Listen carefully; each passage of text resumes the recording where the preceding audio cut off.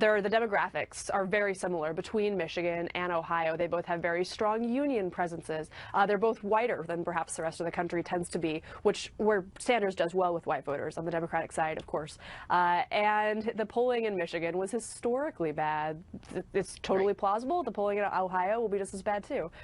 So she has to be careful with this one. Can't take it for granted. I don't think she's taking anything for granted. Like you said at the top, anything can happen in this race. Betsy Woodruff, I have to leave it there, but it's really good to see you. Thank you. Thank you. All right, and don't forget, Fox News is the place to be for Super Tuesday Part 2. We will cover the story throughout the day, and then Megyn Kelly, Brett Baer will bring you the results as they start to pour in, starting with complete coverage at 7 p.m. Eastern. That is all right here on the Fox News channel. Orthel, Christians have been executed, beheaded, raped, and enslaved by the radical Islamic terrorists of ISIS. And now there are demands that the Obama administration officially brand all this wanton killing as a genocide. Coming up, we'll tell you about a new report from the Knights of Columbus that details just how bad these massacres are. But will it be enough to make the U.S. act?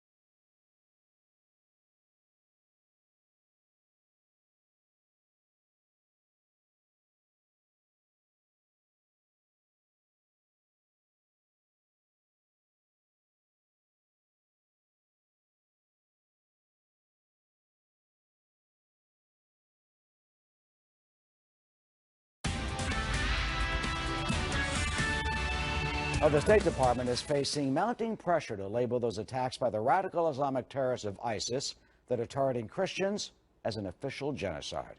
A new comprehensive report from the Knights of Columbus sheds more light that exposes the continuing atrocities, detailing information about the murders of more than 1,000 Iraqi Christians, along with horrendous first-person accounts of beheadings, rapes, enslavement, and torture.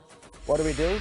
Mark Dubowitz is executive director with the Foundation for the Defense of Democracies. You know, Mark, the White House has been saying that, and this is a quote, that the legal determination has not yet been reached to call this a genocide. First, I guess that must be true, and if so, why? Well, the White House has been punting on this because they don't want to make this determination, because a determination of genocide means they're going to have to actually act to defend the Middle East Christians from extermination. But there's a March 17th deadline imposed by Congress, and they have to act soon. What do you think they're going to do? It's hard to know. I mean, it's very rare for a White House to actually impose this genocide designation while a conflict is ongoing. It happened in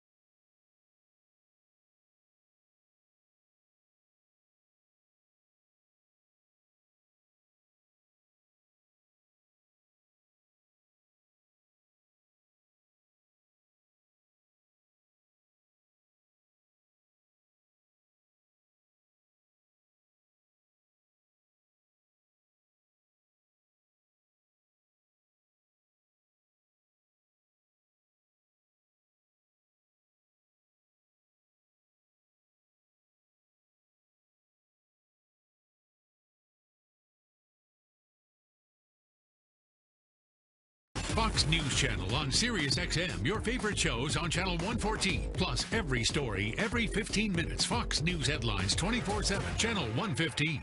St. Patrick's Day celebrations kicking off a little early in Chicago. You know, the city holds the annual Dyeing of the Chicago River. There you can see they did it today. A large crowd of spectators gathered to watch from the shore.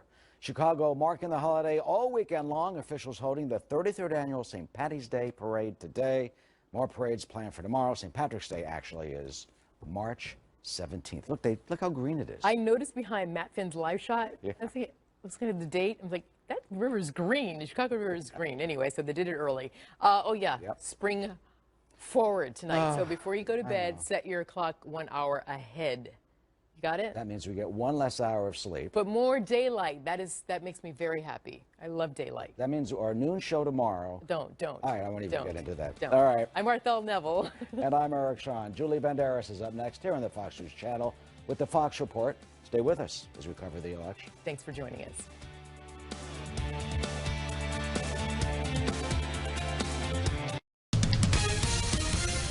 Protesters yet again dodging the Donald on the campaign trail as another event gets underway this hour. I'm Julie Banderas. Good evening, everyone. This is the Fox Report. A rally this morning in Ohio repeatedly interrupted by protesters, and then at one point the Secret Service had to intervene when one protester apparently tried to rush the stage. Cell phone video from the rally outside Dayton shows security hauling the protester away, as you see there. All this, of course, coming after the chaotic scene we just saw 24 hours ago. Confrontations both inside and outside a planned Trump rally at the University of Chicago that was eventually canceled by the Trump campaign. Well, that was then. And this is now. Let's take a live look at Kansas City, Missouri, where Donald Trump is set to take the stage any moment now. All seems quiet, but that's inside. The mayor urging protesters outside to stay peaceful. One group organizing on Facebook promising to turn out hundreds of people to, quote, shut down the event. We're going to monitor this for you throughout the evening, so keep it here on the Fox Report for any developments. Meantime, others in the Republican field weighing in on the recent violence from last night and suggest Trump's angry rhetoric is to blame. Here's Marco Rubio and John Kasich weighing in. Donald Trump has created a toxic environment, and the toxic environment has allowed his supporters and those who sometimes seek confrontation to come together in violence. The more outrageous things he says, the more coverage he gets. I think everyone here bears some responsibility for what's happened to elections and politics in America today, but we've now reached a point where it is acceptable to basically not just be angry, but to take out that anger and say anything you want against anyone who disagrees with you. We are heading in a very bad direction as a party, as a country, as a conservative movement. And while all this is going on, don't forget there are actual nomination contests to talk about as well in Wyoming and Washington, D.C., Guam, and the Northern Mariana Islands. 37 Republican delegates at stake. Chief political correspondent Carl Cameron kicks off our live team coverage for you tonight. Carl, both Rubio and Kasich are in a do-or-die situation in their own home states in Ohio and in Florida. So how are they coping with that? Well, when you factor in daylight savings time, Julie, we are now less than 72 hours to some of the polls beginning to close on Tuesday night. And indeed, the clock is definitely ticking for both of them. For Marco Rubio, Florida, a must-win state, his home state. It's been said for years that if a presidential candidate can't win at home, they're not going to win nationwide. That is very much the type of threat he's looking at, even though Marco Rubio has said he will continue on and has already promised to head to Utah after Tuesday's results.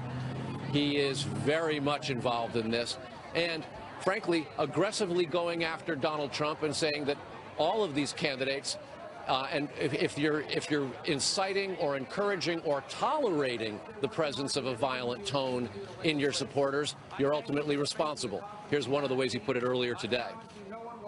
Worked harder. When you're out there telling people, oh, there's a protester in the crowd, throw them out.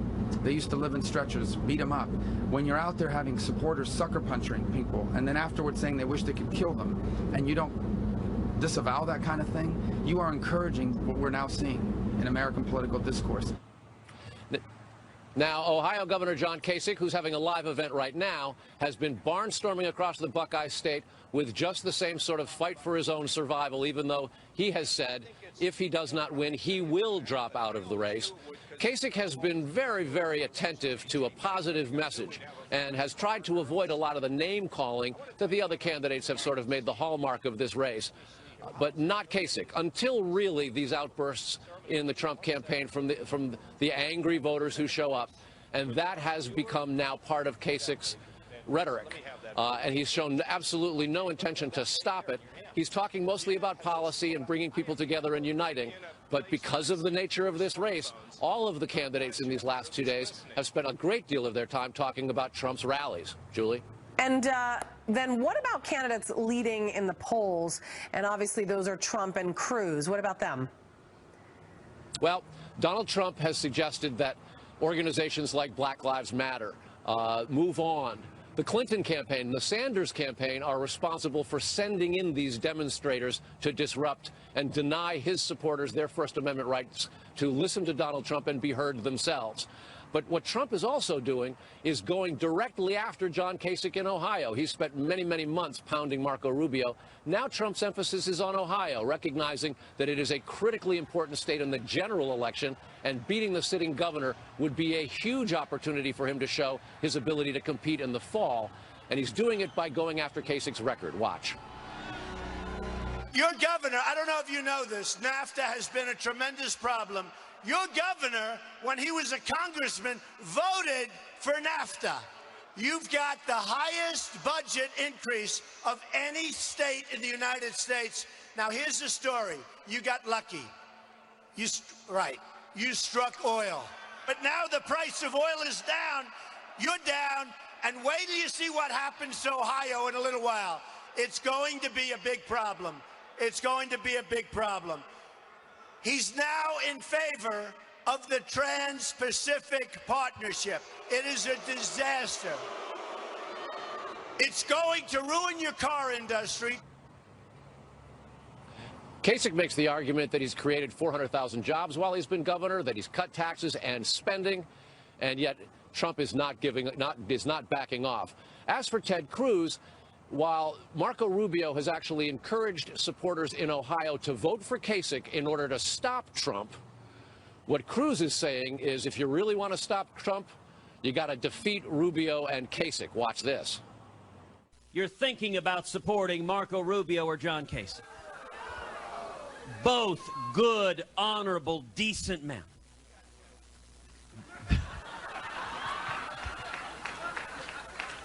But at this point, after election after election after election, it has become abundantly clear that none of them has any path whatsoever to beating Donald Trump. So if you had been or if you are supporting someone else, let me say to you, if you don't want to see Donald Trump as the nominee, come join us. We welcome you on our team.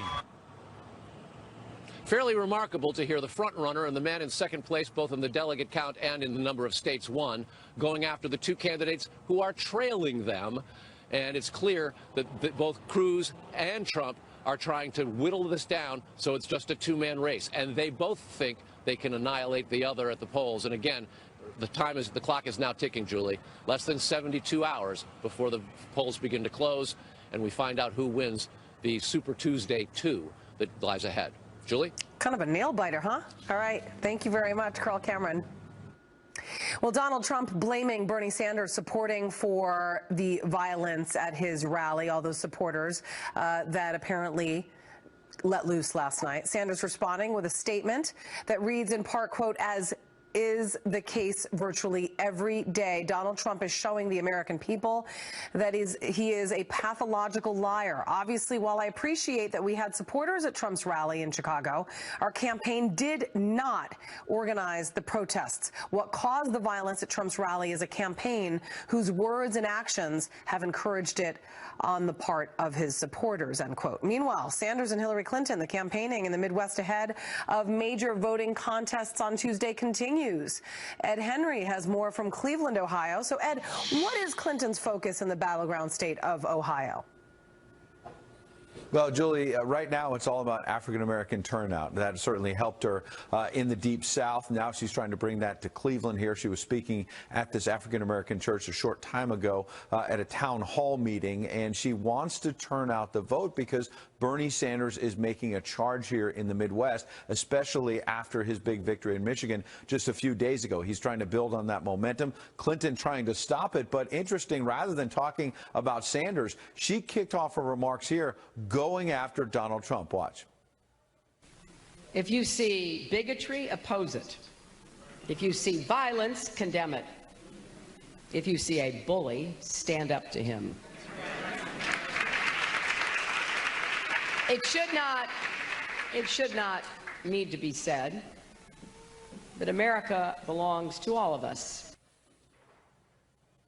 She went on to say that some of these events, campaign events, it's almost like throwing matches on gasoline, and she charged that Trump is guilty of political arson. Julie? Donald Trump accusing Bernie Sanders, meantime, of organizing the protests at his rallies. How is Sanders responding to that?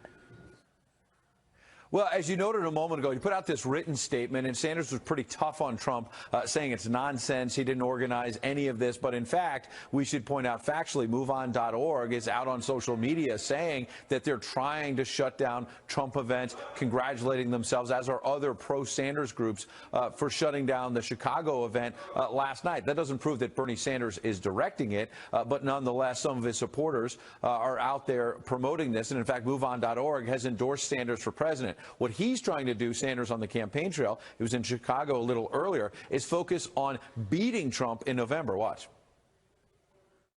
The American people will defeat Donald Trump because they understand, and we all understand, that bringing people together, black and white and Latino and Asian American, gay and straight, men and women, people born in this country, people who have come into this country, bringing people together trumps dividing people up. So that's the important context here on the Democratic side of the race, that both Clinton and Sanders want to jump on Trump because that really rallies the left. And they're both trying to turn out liberals ahead of Tuesday's big votes in places like Ohio here, Florida, other places in the Midwest as well. Sanders, bottom line, is behind Clinton on the delegate math. He's going to have to come up big Tuesday to start catching up. Julie? He sure is. Ed Henry, thank you very much in Cleveland tonight. And a reminder, Fox News is America's election headquarters, and tomorrow, Republican presidential candidates Donald Trump and Ohio Governor John Kasich will be sitting down with Chris Wallace on Fox News Sunday, so check your local listings for times. And, of course, we will have your Tuesday night covered as the candidates duke it out for hundreds of delegates, including the winner-take-all states and the critical states of Florida and Ohio. Our coverage, hosted by Megyn Kelly and Brett Baer, begins at 7 p.m. Eastern Time right here on the Fox News channel. And right now, early results are coming in from the contest in Wyoming today. Who is taking the lead? That is still ahead. Plus, D.C. voters are making their choice for the Republican presidential nomination, but it's not your typical contest. We'll explain when we go live to our nation's capital. So that's a very small number of people voting on a very large number of delegates. In terms of like bang for your buck, if you're a presidential campaign, whoever shows up here today is like 50 people voting for delegate in Texas.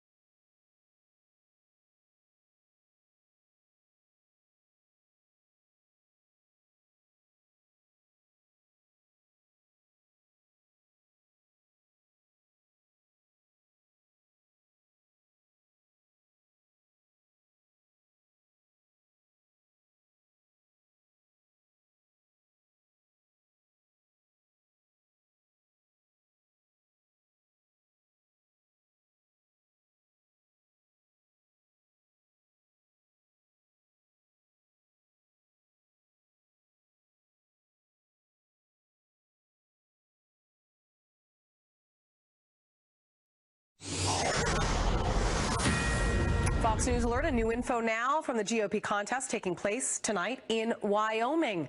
With 19 of 23 precincts reporting, Cruz is ahead with 68%. Rubio second, 23%, and Trump falling far behind in third place with just 5%. But this contest is a little unusual. It is a three-step process. So here's how it works. Because step 2, set to wrap up less than an hour from now, as the state wraps up all 23 of its county conventions. 12 district delegates are up for grabs today. Then, next month, the state convention will hand out another 14.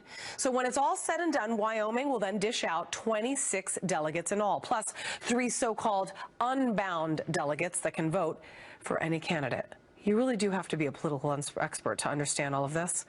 Republican voters gathering, meantime, at a hotel in downtown Washington, D.C. today, casting their ballots in one of the season's more unusual nomination contests. Now, the GOP labeling it a convention, but it basically works like a primary with only one polling location.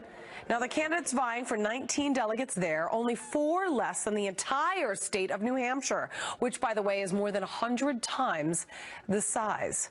Kristen Fisher is reporting live from Lowe's Madison Hotel in downtown Washington. Kristen, what has the turnout been like at this one polling station? Well, this line has been like this since 10 a.m. I mean, it's truly been nonstop. And when the polls closed here 3 hours ago, there was a line that stretched outside for 2 or 3 city blocks. And I still can't see the end. And people that were in that line are still voting. So it certainly feels like turnout is very high. But I'm told that that's actually kind of deceptive. And here's why. This is the first year, the very first time that this has only been one precinct. This is the only place in the entire District of Columbia where D.C.'s registered Republicans can come to vote. So they're all packed into one place, which makes for very long lines and a very festive atmosphere. But the executive director of the D.C. GOP estimates that only about 4,000 people will have actually voted here today. To put that in perspective, there were 6,000 in 2012. So those numbers, if they turn out to be right, would actually be down. But the Republicans that I've spoken with that came here to vote today are still very excited because they feel like for the first time in a very long time that their votes are actually going to matter in a Republican presidential primary. Julie. All right, so Kristen, who is favored to win once they tally up all these votes? Well, it's tough to say because there were actually 0 polls conducted in the district before today. Historically, D.C. is a very establishment city. A lot of the folks here have deep ties to the federal government. In 2012, Romney won with 70% of the vote. In 2008, McCain with 68%. So candidates like John Kasich and Marco Rubio historically are expected to do quite well, but you can never count out a Trump or a Cruz, especially in this election. But, you know, none of those GOP candidates have even campaigned in the district. DC's GOP's executive director told me earlier why he thinks that is. Listen. As much as they want delegates from D.C., because I think they are now trying, as much as they want delegates from D.C., I think some are like, oh, do I really want to win Washington, D.C.? You know, it's seen as establishment country. So I think as much as there definitely are candidates who want to win, they are sensitive to the establishment label that D.C. carries. So once all the votes are counted, the delegates will be allocated proportionally. Unless one candidate gets 50% of the vote, then it's winner takes all. We can expect some results to be coming in around 9 o'clock at night. Julie, I just saw the end of the line. No way. It should be wrapping up here very shortly. Back to you. I hope you're right. I can't imagine all those people in one polling station. That's crazy. All right, Kristen Fisher, thank you. Crazy. Thanks. And of course, we will have the results from the D.C. contest tonight on Fox News on Justice with Judge Janine, 9 p.m. Eastern. So stay tuned right here on Fox. Well, more election coverage coming your way as early voting comes to a close in Florida. How things are shaping up ahead of Tuesday's all-important pivotal primary. The arrival also of daylight savings time, leaving many with a not-so-sunny disposition. We're going to look at the growing effort to ban the time change altogether.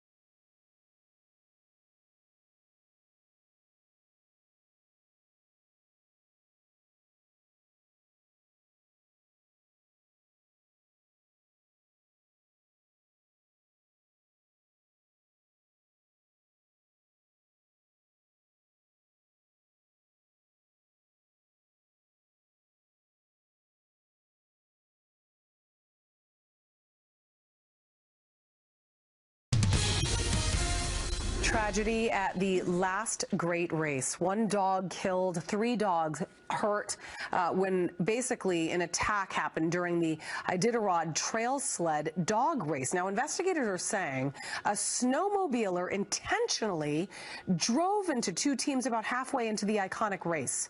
The first team escaped with just 1 dog hurt. Jeff King's team was attacked next. King, by the way, is a 4-time Iditarod champion. His 3-year-old dog, Nash, was killed. 2 others were injured. Both teams intend to finish the race. Alaska State Troopers are investigating. Well, many of us will be hitting the snooze button tomorrow on account of daylight savings time. This as a number of states look to eliminate the practice of springing ahead and falling behind. Brian Yennis has the story. I would like to protest daylight savings time when it comes to losing an hour. Yep. What are some of the states proposing as an alternative to daylight savings time? Well, getting rid of it, really. But at 2 a.m. Sunday, the clocks will move forward, and you will lose an hour's sleep, even though you'll get an extra hour of daylight. And while 13 states are considering some 22 bills or resolutions to stop the practice of daylight saving time, they want to stop changing our clocks 2 times a year, forward 1 hour in the spring and back 1 hour in the winter. The new bills call for just 1 time year-round. Makes sense, right? Half the bills want to establish clocks to be set to permanent standard time, that's winter time. The other half of the states want to create permanent daylight saving time or summertime. California has a bill that would ask voters to abolish the practice of changing clocks twice a year. If the bill is passed and approved by voters, the state could join Hawaii and most of Arizona in choosing not to observe daylight saving time. In Massachusetts and Rhode Island, they want to go even further, seceding from the populous Eastern time zone and shift to the Atlantic time zone. Atlantic time is that we would stay in a perpetual state of daylight savings. We would be equal with New York approximately 8 months of the year, and then 4 months of the year we would be 1 hour ahead. Is your head spinning yet? Well, more than 81,500 people have sent petitions to Congress via the website End Daylight Saving Time, demanding an end to the time switch. So why are people so against daylight saving time? Besides the losing the sleep, it's 2 reasons. They say, 1, it just doesn't make sense to have all these different times. And 2, they say it's actually bad for your health. Daylight saving time began in the United States during World War I, primarily to reduce electricity and light use in buildings and to increase efficiency. But studies show that it's minuscule savings at best, but those against it say it takes an hour of sleep away, affects productivity, and in fact, it's bad for our health. Listen. In the spring, when we spring forward, there are more heart attacks, more strokes, more workplace accidents, all because we're giving millions of people jet lag at the same time. And there's not enough compensatory benefit in the fall to make up for it. The Journal of Sleep Medicine says it takes up to 3 weeks for people to adjust to the time change. I will say one thing, it's nice to have more daylight. Yes, you know, it's nice to actually be at about 6 o'clock, 7 o'clock in the evening, and there still be some light outside. I like that, but it's complicated to me. Just stick to one time. It does. Yeah. All right, Brian Yennis, thank you very much. Take care. Well, an IT worker with access to Hillary Clinton's private server opening up to investigators. What could the new information mean to the federal investigation into Clinton's emails? Plus, protesters interrupting Donald Trump rallies multiple times today, including one man who actually rushed at Trump while he was on stage. Yesterday in Chicago, we had a little bit of a problem. We were not allowed to exercise our First Amendment rights.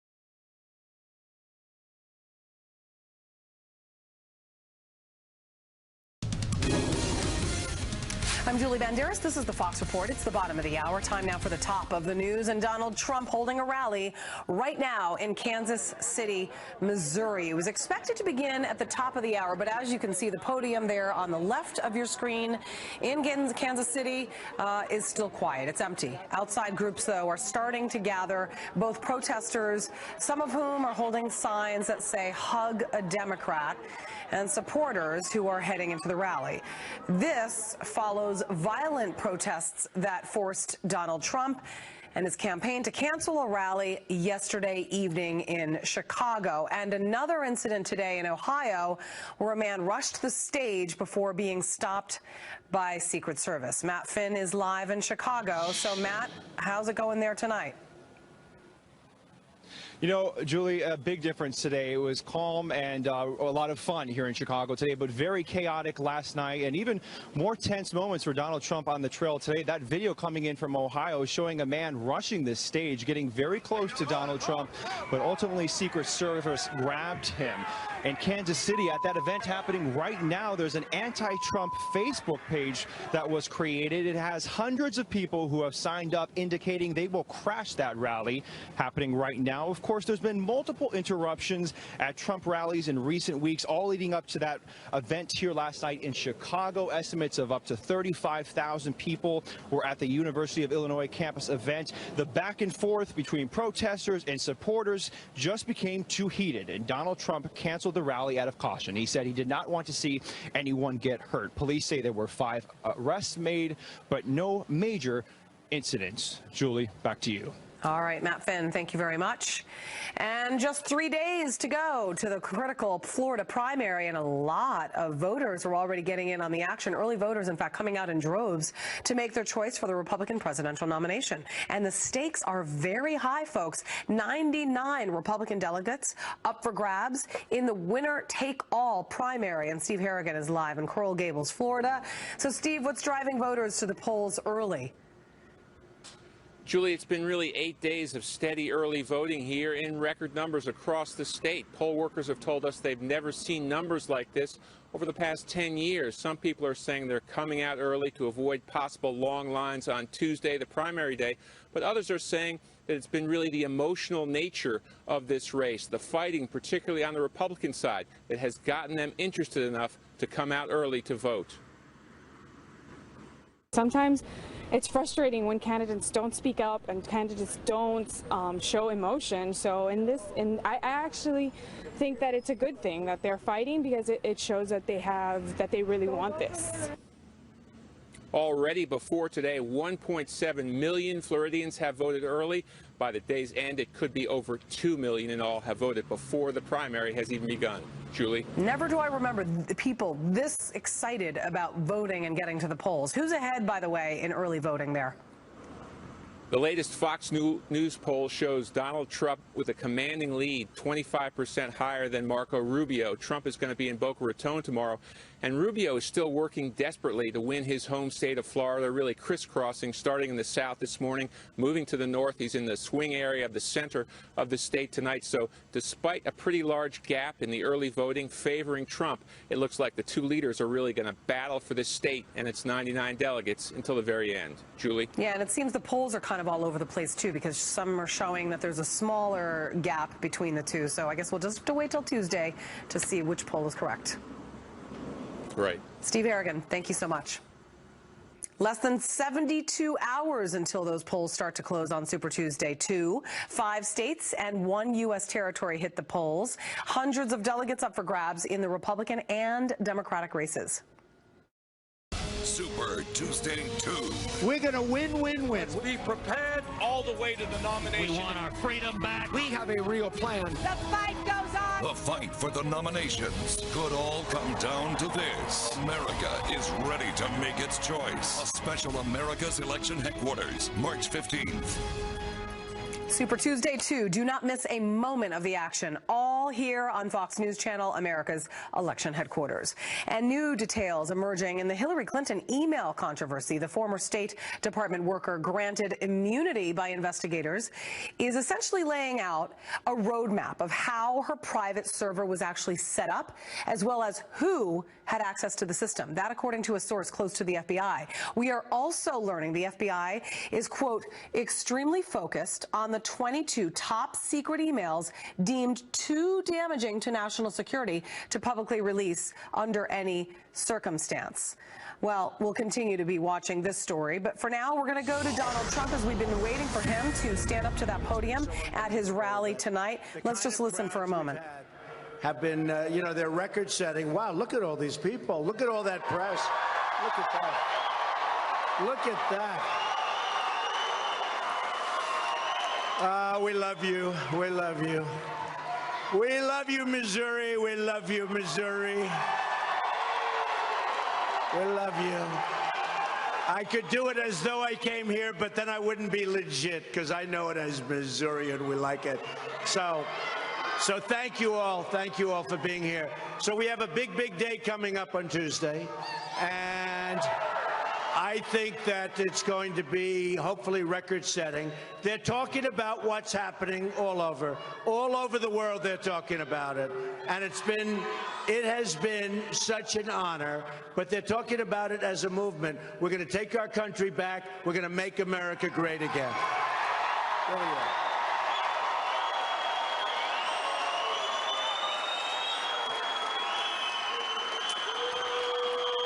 And we're going to beat Hillary Clinton. I assume it's going to be her. We're going to beat her very badly. And we haven't even started on that one yet, but we're going to beat her very badly. And we've got to do it. Otherwise, we're all wasting time, folks, okay? And we don't want to waste time. We don't want to waste time. I will say this. Look, I'm self-funding my campaign. I'm putting up my own money. You know, these other guys, they're all subject to whatever the people that put up the money, whether it's a PAC, they're all subject to these people. They put up the money. Believe me, that's the people they listen to. I call them the bosses. They are the bosses. So with me, you're the boss, and that's the way we're going to have it.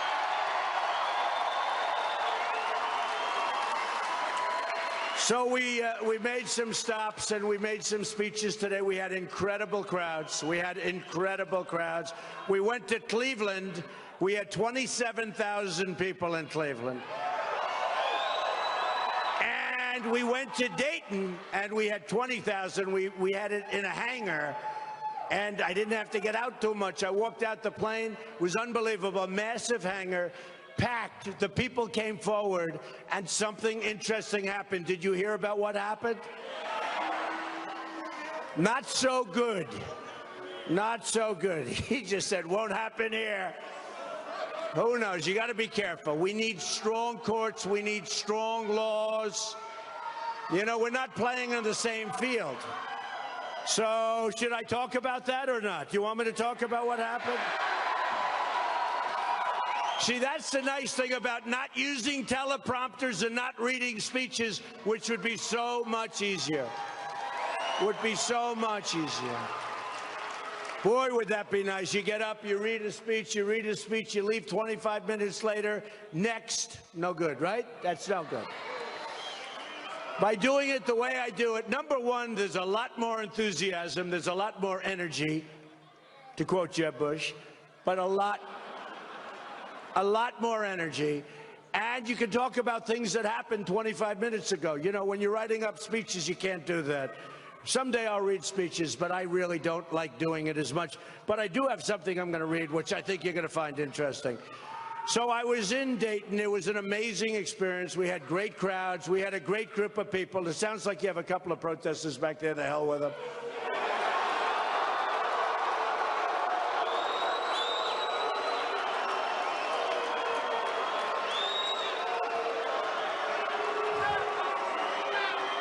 Is there? I don't know. Either they're protesters or they're great fans, right? But in Dayton, so everything's going well. The crowd was really well behaved because, as you know, in Chicago, we had a real problem. Get them out of here. Get them out. Get them out.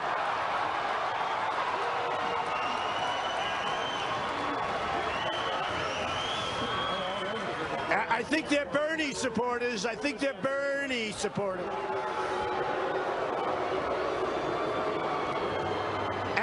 bit less Hillary. You know, Hillary was saying Donald Trump has to stop the rhetoric. He has to stop it. And my people are great. It's these people that are the problem.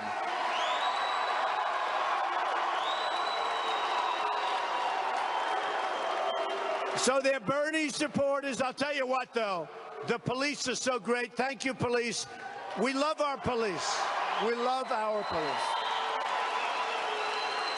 They do such a great job. They do such a great job. So, anyway, so yesterday in Chicago, yeah. Hello, darling. Go home to mom. Go home to mommy. Go home to mommy.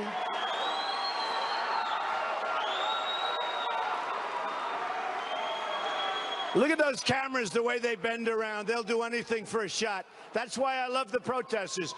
The only way we find out how many people are in these places is through the protesters. So I love our protesters.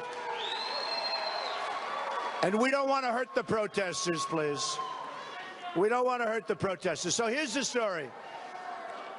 In Chicago, we had an interesting day. We had 25,000 people replying. They all wanted to be there. Fortunately, we could call them. We could get them. What happened is we had very professionally organized. The signs were made. Quiet. The signs were professionally made. Bernie, you'll have to check. It's probably the same location. Get them out. Get them out.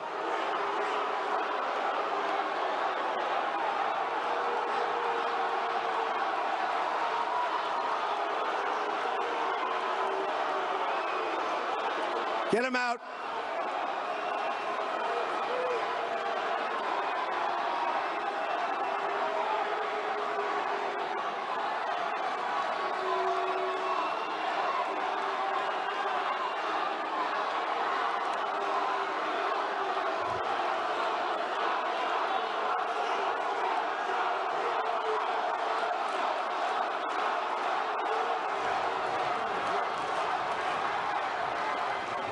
All right, thank you.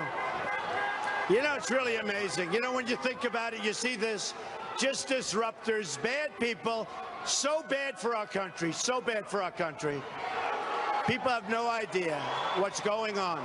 So bad. So bad.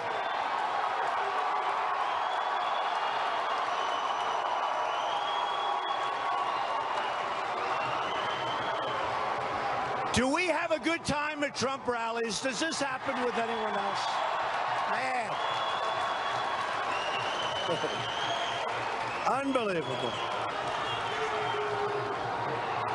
No, here's another one. Here's another beauty. Get him out. Oh, Bernie. Bernie.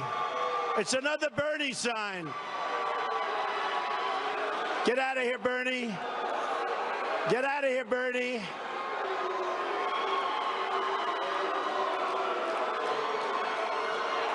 It's another Bernie sign. Get her out of here. Out.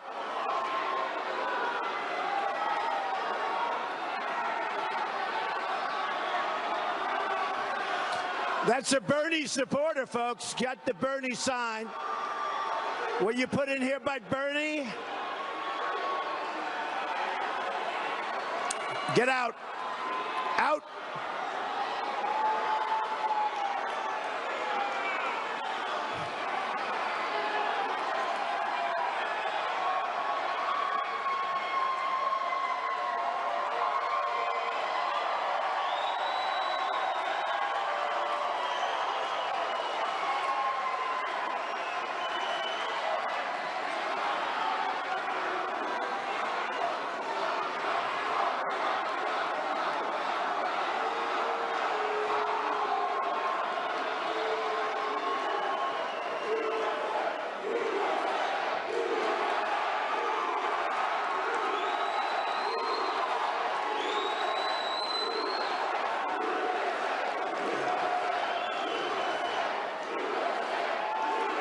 Get her out. Get her out.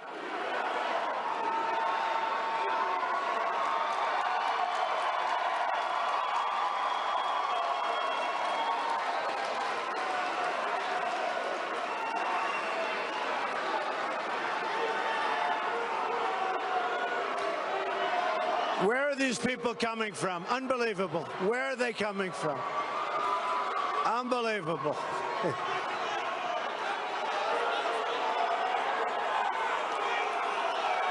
All right, thank you. Any other protesters in the room? Any other?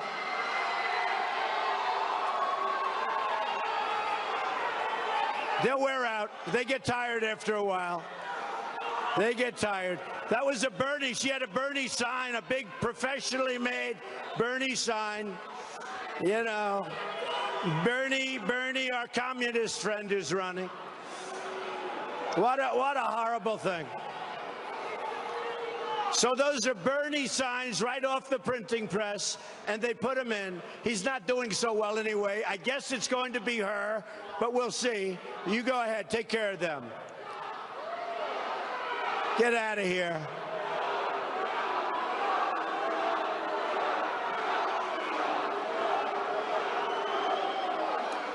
You know, if we do that to one of their rallies, you know what happens? Front page how bad we are, okay? Front page.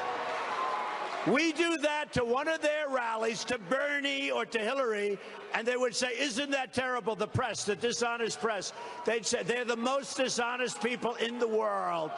They would say, isn't that terrible? Isn't that terrible? All right, get her out of here. Get her out. You notice they're all singles? They're all singles. One here, one here. All right. Unbelievable.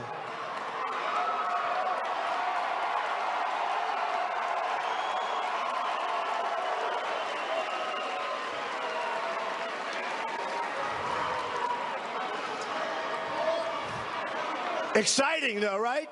Is it exciting? I mean, supposing this didn't happen, it really wouldn't be the same thing. Don't we agree? Wouldn't be quite the same.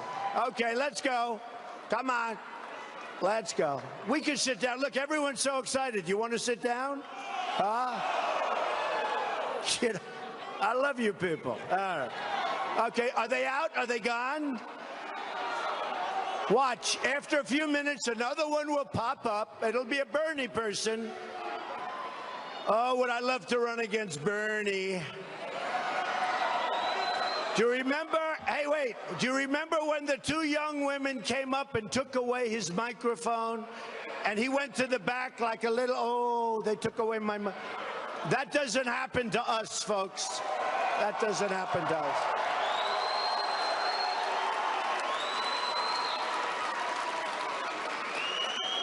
So we were in Chicago yesterday, and it was amazing. We had 25,000 people coming, and we had disruption. They're disruptors. That's all they are, disruptors. And they really came. You had heirs there. You had all sorts of people. Not a lot of people that you'd like, but you know what? I sort of want to like everybody. But these were absolute disruptors. And rather than go through the whole process, I didn't want to see anybody get hurt.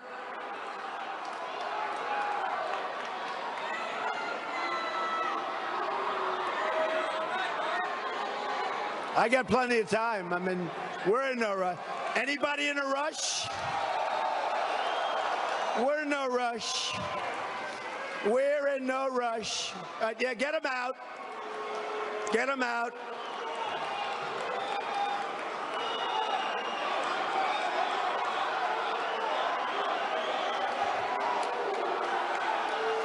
Get them out. Oh, look at those cameras they're shooting. Isn't that nice? Get them out. Thank you. Okay. Anybody else want to stand up? All right.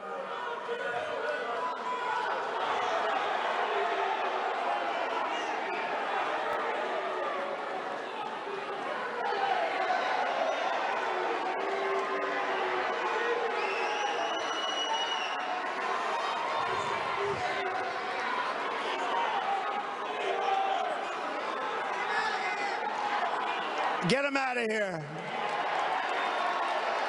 Get him out.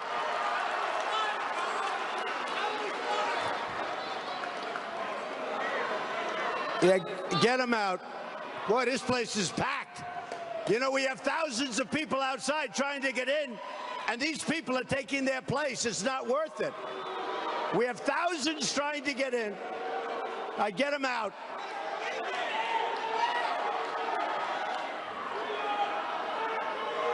Anybody else?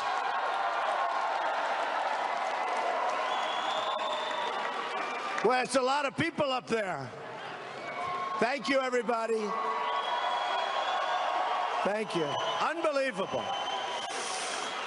Unbelievable what we have to put up with, you and me and all of us. And we're trying to make this country great again, and it's really hard with people like this, I'll tell you. You know, when you think about it, we want a strong military, we want protection, we want to take care of our vets. Think of it. We want a good home, we want a great family, we want education, we want great health care, we want all things.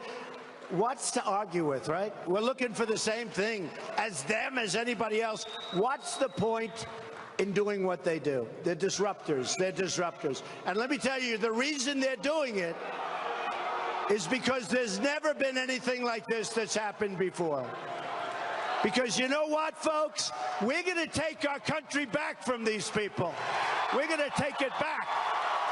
These are bad, bad people. And we're going to take our country back from these people.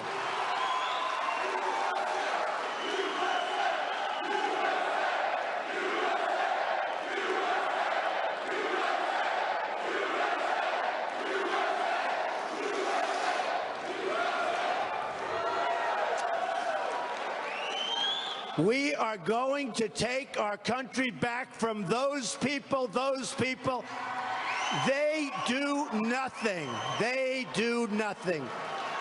We're going to bring it back, and we're going to make America great again, folks. We're going to make it great again. And you know, they're treated very gently, very, very gently. I told the police I knew there was going to be problems here. They said, why don't you cancel? I said, no, we're not canceling this time. Not going to cancel this time. And I told the police, you have weak people, and they're going to protest, and they're going to stand up as individuals because they don't have enough to do it as a group, and they're going to stand up. Be very gentle when you take them out. Very, very gentle, all right? And so the police are doing that. Okay, are they all out so far? Any new ones want to stand up? Anybody else want to stand up? I'll tell you what, there is nothing so interesting as a Trump rally, right? We are going to have. And I'll stand up all night, and we'll do this all night. And you know what? It's interesting, because we have thousands of people outside want to come in. So I know you probably have a few more. They'll stand up in the middle of a point. They always pick the right time. Oh, here's a good point he wants to make. Boom, they stand up. Almost we're better off if we don't say anything, because you hear that little weak voice up there? That's a protester. That's a protester. It's actually when all of the room goes, there they are, there they are. I say, oh, now I have to stop. Whereas that voice, you can't even hear it. It's pathetic. Okay. But yesterday in Chicago, 25,000 people coming. We were going to have 15,000 outside. We had speakers set up, 10,000 inside, and we had disruptors. I call them not protesters. I call them disruptors. They had all professionally made signs. They're holding them up. It says Bernie on them, Bernie, good old Bernie. You know, he was a lousy senator for a long time. All of a sudden he runs. He didn't do a damn thing in the Senate. And you have Hillary, you have some Hillary signs up.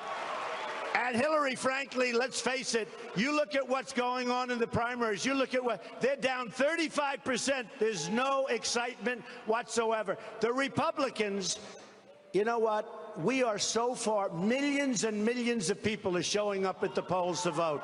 Thank you, and it's for me. It's not for, I tell you what, it's not for little Marco, and it's not for Lion Ted, okay? It's not for Lion, the biggest liar. This is the biggest liar I've ever seen in my life.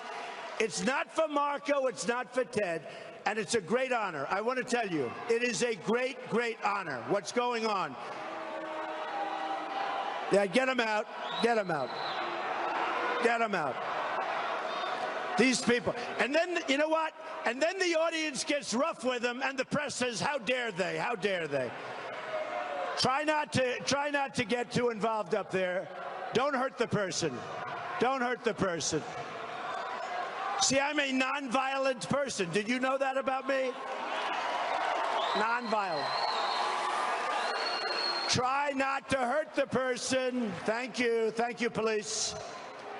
The police do a good job. Look at this. Look at the abuse our police are taking from this person. No, look at the abuse they take. Boy, oh boy, we're going to have to go back about 15 or 20 years, I think, folks, because what we're doing in this country now, it's not working. I want to tell you. Not working. It is not working. You know, just organized nonsense. It's just nonsense. You know, we have a First Amendment right. We have a freedom of speech, and we're not allowed to do that because of this garbage right over here. We're not allowed to do that. But we'll do it because we all have a long time together. That's okay. We'll do it. Okay. I'm going to defend you. Believe me, we're going to defend you. And I'll tell you, if somebody like Hillary gets in, you're not going to be defended. It's going to get worse and worse and worse. They're going to end up with 4 more Supreme Court judges, and you'll never recover as a country in a million years. And we have something happening with us now. Millions and millions of people are going to the polls that have never gone. They're going out and voting. On the Republican side, by the way, as I said, Democrats down 35%. Bernie doesn't inspire. It's a little group that want a free lunch. That's all it is. That's all it is. And Hillary has 0 inspirational quality, let's face it. So they're down, just listen to this, from 4 years ago, they're down 35%. We're up, I mean, we have states 102% up, 75% up, 60% up. Millions of people are going and voting, ideally for me, because I've won so much, but they're voting. They're voting, and some never voted before. Many are Democrats. They came over. Many are independents. And many, many, many are people that never voted before. When I sign, and I'll do that in a little while, and when I shake hands with people, people tell me, I'm telling you, every 10th person tells me, Mr. Trump, like a 50-year-old guy, 60-year-old people, a 70-year-old, actually, my all-time was a woman, 93 years old in Tennessee. She never voted before, and she's got a Trump shirt on. An incredible woman. Never voted before. She's 93 years old. But we have people, by the way, it's called a movement. In the history of the United States, and I say it in front of these lying, thieving reporters, they're the worst. And by the way, if I say it and it's wrong, they'll have a big headline. Trump was wrong, but they're reporting it anyway. They have to report it. At some point, they report the truth. In the history of the country, there's never been anything like this, folks. The Republicans were not doing exactly well. We had stiffs like Mitt Romney running for office who failed so damn badly. Who, by the way, that should have been an easy election. We're running against a failed president, and he fails to show up. The last month, what happened to him? He failed to show up, and he got creamed. He got beaten badly. Sadly, but he got beaten badly. All right, so here's the story. We have millions of people. Get out of here.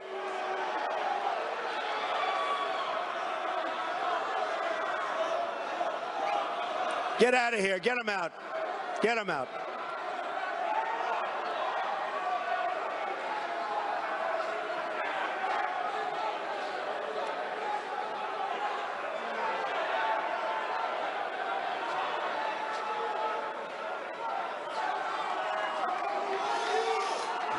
Bye-bye.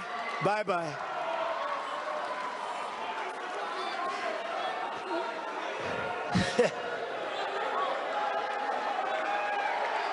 All right, thank you.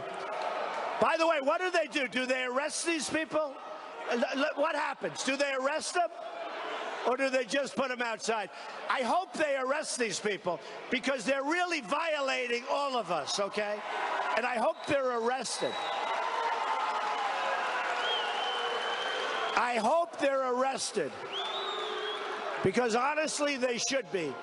And you don't see this stuff happening at other rallies, at let's say, liberal rallies. You don't see it happening.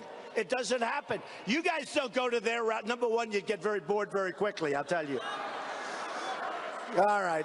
I hope you arrest these people, because I'll tell you, they deserve to be arrested. And some of them are very violent, but I'm going to ask that you arrest them. I'll file whatever charges you want. Who the hell knows? You know what? If they want to do this, I say to the rest of the room, because we're going to go strongly for your arrest, and I'm going to do this from now on. Let's ruin the rest. They're going to ruin the rest of their lives. If they want to do this, let them have a big arrest mark. They got arrested for whatever it is. And by the way, some of these people are swinging. You know, we don't swing. They're swinging, meaning this. They're swinging. And you know what? That's not right. It's not right, folks. Okay? And then if you swing back, it's like, oh, we were terrible. We were terrible. So I hope you arrest them and do whatever you have to do. And you know what? Once that starts happening, we're not going to have any more protesters, folks. We're not going to have any more protesters. So in Chicago, we had 25,000 people. We had 3,000 or 4,000 protesters. They all came at the exact same time, which means it's an organized deal. And it's organized by the group that endorsed Bernie. And you know, they said, oh, well, no. But then they came out and they said they did it, moveon.org.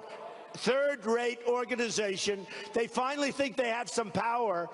Bernie, by the way, doesn't draw nearly as well as we do, folks. That I can tell you. That I can tell you. But so we had 25,000. I had a decision to make. Do I go and speak and watch an unbelievable riot where a lot of people are going to get hurt and maybe killed? Or do I say, I'm not going to do it? And I said, you know, and I was totally safe, but the people are going to be fighting. It would have been horrible. I said, you know what? Let's not do it. And it turned out to be a great, great decision. Nobody was hurt. Listen to this. Nobody was hurt. I got great credit for good reaction under pressure, which is always nice, right? You have to react under pressure. Our president doesn't know how to react under pressure. Our president is incompetent. He doesn't know what the hell he's doing.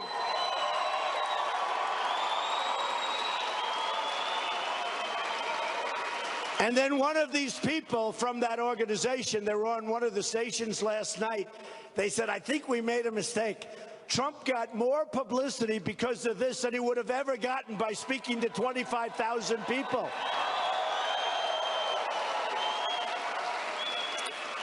But safety is important. So today, so that was yesterday in Chicago, really worked out well. And we all got a lot of credit. And frankly, so good. People weren't, I mean, within reason, they weren't even hurt. It was amazing the way it worked out. Everybody dispersed, and then I'm watching a couple of the programs, by the way, and I'm watching shots from 4 hours before, like it's live, like it's going on. Then I said, well, it can't be live because they're all dispersed. I call up, they're all dispersed. Then I say, wait a minute, I just saw that 20 minutes ago. They kept rerunning it over and over and over like it's live television. Dishonest reporting, dishonest media, very, very unfair. Okay. So today, we went to Cleveland second, and they were incredible. We had a tremendous 27,000 people in this incredible, incredible place. But before Cleveland, we were in Dayton, Ohio. And the crowd was unbelievable. In fact, really incredible. We didn't have anything like this. We had very little disruption. It was going along. And all of a sudden, the people in the front row start screaming, be careful, watch it, watch it. I'm speaking. I'm saying, what's this all about? I look back, and there's a guy charging the stage. And I mean charging. He put on a bull rush, charging the stage. And I have to tell you, folks, the Secret Service was unbelievable. Unbelievable. Stand up. Look at these guys. They were unbelievable. You know, We have to give credit where credit is due. You know, the Secret Service, they got a little bad publicity. They don't deserve. This is a great group of people. I've gotten to know them. You know, the crowds have been so large, they said we have to have Secret Service. And I've gotten to know so many of them. These are incredible people, incredible individuals, and they are tough. So this guy charges. The people are screaming from the front row. This guy is charging from behind because we were in this hangar. It's a massive hangar, much bigger than this. The room was full. We moved the stage way back. It kept going back.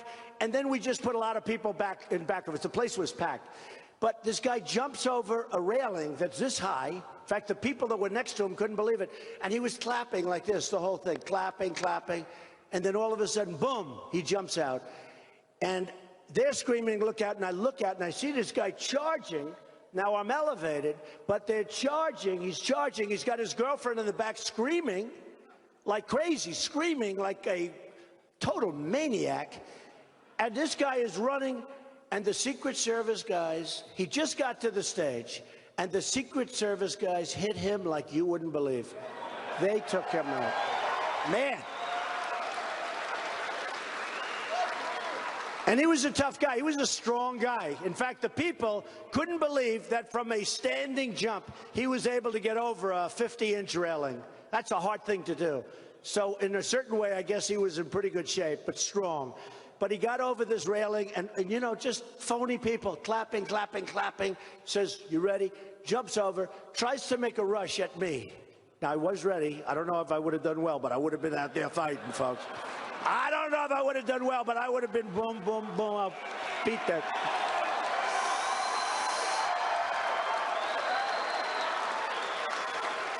So you probably saw on television today, I'm turning around. I'm saying, what's going on? And I got it from, and those people were so great. The heart. You know, they were scared. They're looking, watch out, Mr. Trump, watch out, watch out. And I turn around, and I see this guy just totally rushing the stage. And he gets to the thing. He actually had his hand on, or a couple of hands on the stage. And I will tell you, he got taken down. You would not believe it. He has got to be one very sore person. But that's not the terrible part. The terrible part, I'm going to tell you, right? So they bring him into a court, and they process him, and the judge lets him go. Okay. All right. Now, let me tell you, if he would have gotten on stage, it would have been a problem, to be honest, because it would have been a problem, because he was looking to do harm. This wasn't a guy that was looking to, you know, have a little fun. This was a guy that was looking to do harm. So the judge let him go. And then one of my people said, wow, they found his name. And it was probably ISIS or ISIS related. You believe it? And then they go online. My people found this. Then they go online, and they find the guy is playing all sorts of very, let's say, music that you wouldn't be liking, dragging an American flag along the sidewalk, making all sorts of gestures, having all sorts of things on the internet, and he's probably or possibly ISIS related. Now, let me just tell you where I have some real problems. Number one, that should have been found out, okay? It shouldn't be found out by one of my internet people. Number two, this guy should be in jail right now. He shouldn't be out. This guy should be in jail. He should be in jail. And for a judge to let him go is incredible, but he should be in jail. Yeah, law and order. It's called law and order. Who said that? That man. Now, you know, what you said is a terrible thing. There are a lot of people say, law and order, that's a terrible thing to say. Law and order. You're right. You're right. So they let him go, and after they let him go, they found all this stuff about his real love and where he comes from and the whole thing. Now, who knows what's going to happen when they go back to get him? Who knows if they're ever going to find him again, folks? But our courts have to get tougher and sharper and smarter, or we are we're going to be in a lot of trouble as a country. We already are. We already are. I mean, even here today, I said to the police today, look, you're going to have some protests, because I know this. I mean, I'm pretty good at this stuff. And I said, you're going to have some protests.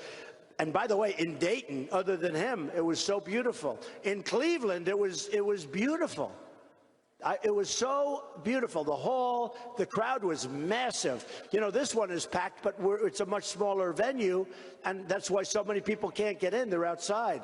I hate to waste seats on this people that we take out. I just hate to waste the seats. I hate to waste the time. But think of this. Look, so you got this guy out there. He's ISIS related, all sorts of stuff back and forth.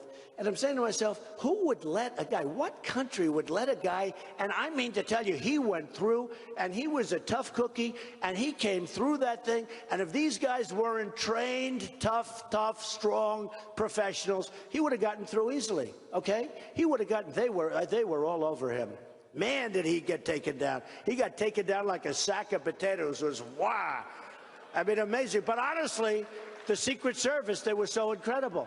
But now the judge lets him go, and now they find out he's ISIS-related or could be ISIS-related. Certainly, he's not in love with our country, that I can tell you, okay?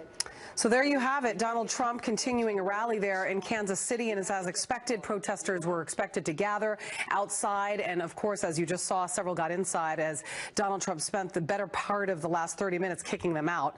But of course, we'll continue to monitor this event. This is the Fox Report. I'm Julie Banderas.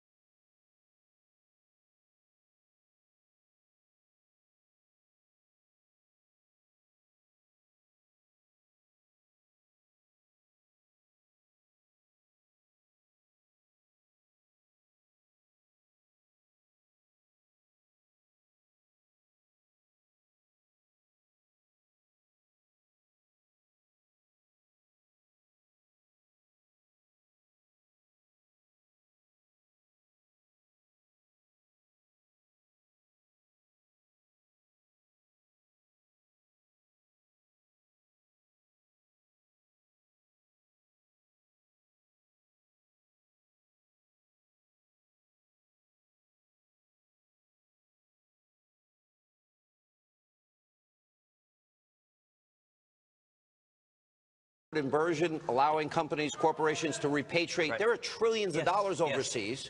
So those are solutions to me, and that's part of your economic plan. Explain how the flat tax gets people out of poverty and back to work. All right, so let's start with spending, because that was the first part of your question. I've laid out a very, very detailed spending plan, $500 billion in specific spending cuts. Did you notice last night in the entire debate, Donald was not willing to list a single thing he would cut? He wouldn't list an agency. He wouldn't list a program. I asked him, when have you ever stood up to a Washington lobbyist on anything? He couldn't point to a single instance. Donald and Hillary are the flip side of the same coin. They are Washington. They are power. They are big business. They are corruption. And instead, now listen, why do other candidates not do what I've done, which is specify exactly what I'd cut? Because you tick off all the lobbyists. All the people getting the money are real unhappy when you say, I'm cutting your money. Yeah. And they don't want to get attacked. And if we're going to turn Washington around, you've got to demonstrate the courage to take on Washington. It's not being an insurgent, simply to yell a lot and curse and insult people. That doesn't make you an insurgent. It just makes you ill-mannered. I want to focus as much as I can today on solutions, but you brought up Donald Trump a lot. When he says he's going to build a wall, when he tells me he's going to make America energy independent, relax, all right? And he supports the penny plan. Do you just not believe him? Do you think he's... Well, okay, do you not believe... For example, do you don't think he would build the wall? You think that's all talk? Well, it's interesting. I mean, it was reported that Donald told the New York Times editorial board that he wasn't going to build the wall, that he wasn't going to deport everyone. That he said he went to Manhattan just a couple of months ago, and he told the New York Times, said, listen, well, guys... He said it was flexible. That was... No. Okay, that's what he claims he said, but he hadn't released the tape. Yeah. What was reported is that he told them, listen, I don't believe this language I'm using of an immigration. I'm just saying it because it scares people and makes them vote for me, but I don't intend to do it. And he since claimed all he said is it's flexible, but he has, if he releases the tape, we can all see the fact that he won't release the tape. Donald is telling us he's lying to us. Let me ask.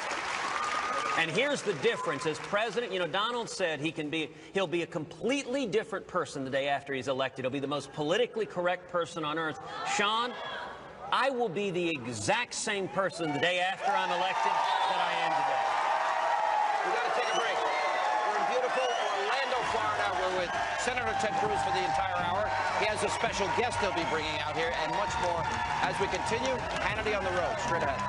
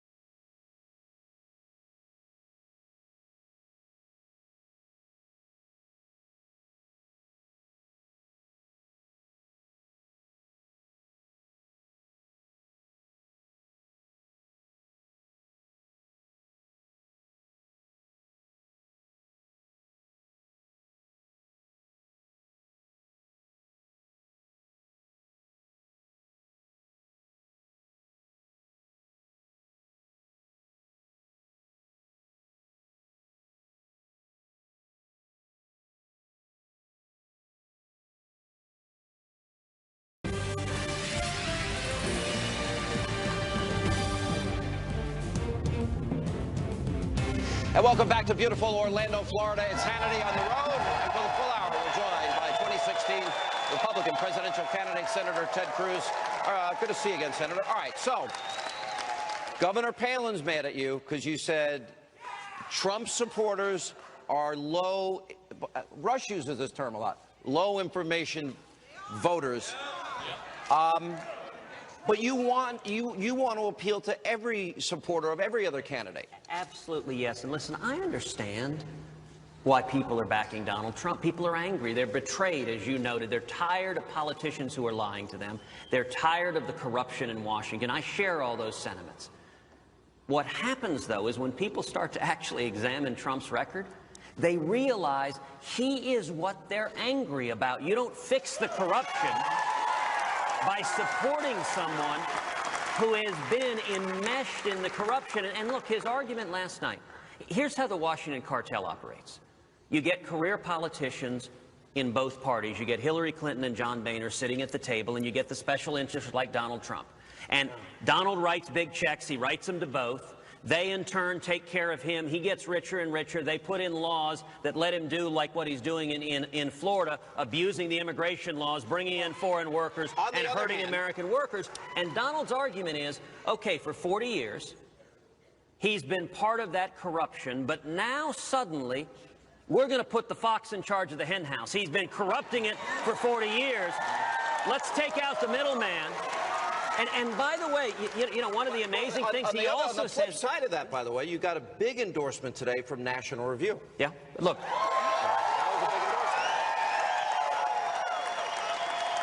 What we're seeing is conservatives uniting behind our campaign, and that is happening more and more every day.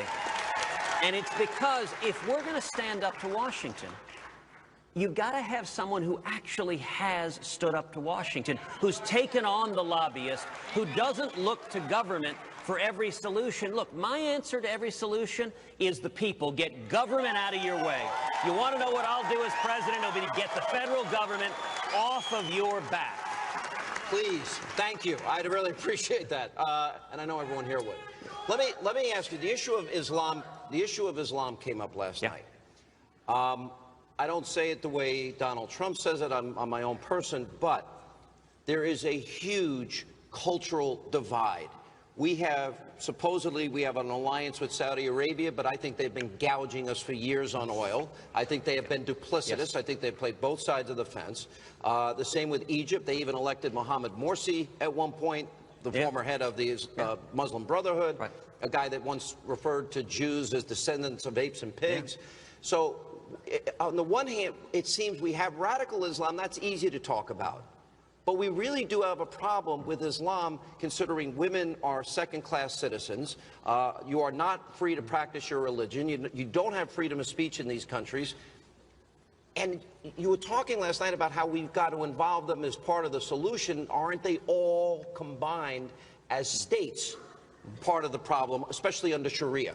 Well, listen, whether it is keeping this country safe and fighting radical Islamic terrorism, or whether it is restarting the economy and bringing back jobs, we need a president who knows what he's doing. You know, if you have a car that's broken down, your car is broken down in the driveway, you have one of two options. You can go outside of your car and start yelling and cursing at your car and hoping that'll somehow fix it, or you actually get in there and fix the engine so that it runs.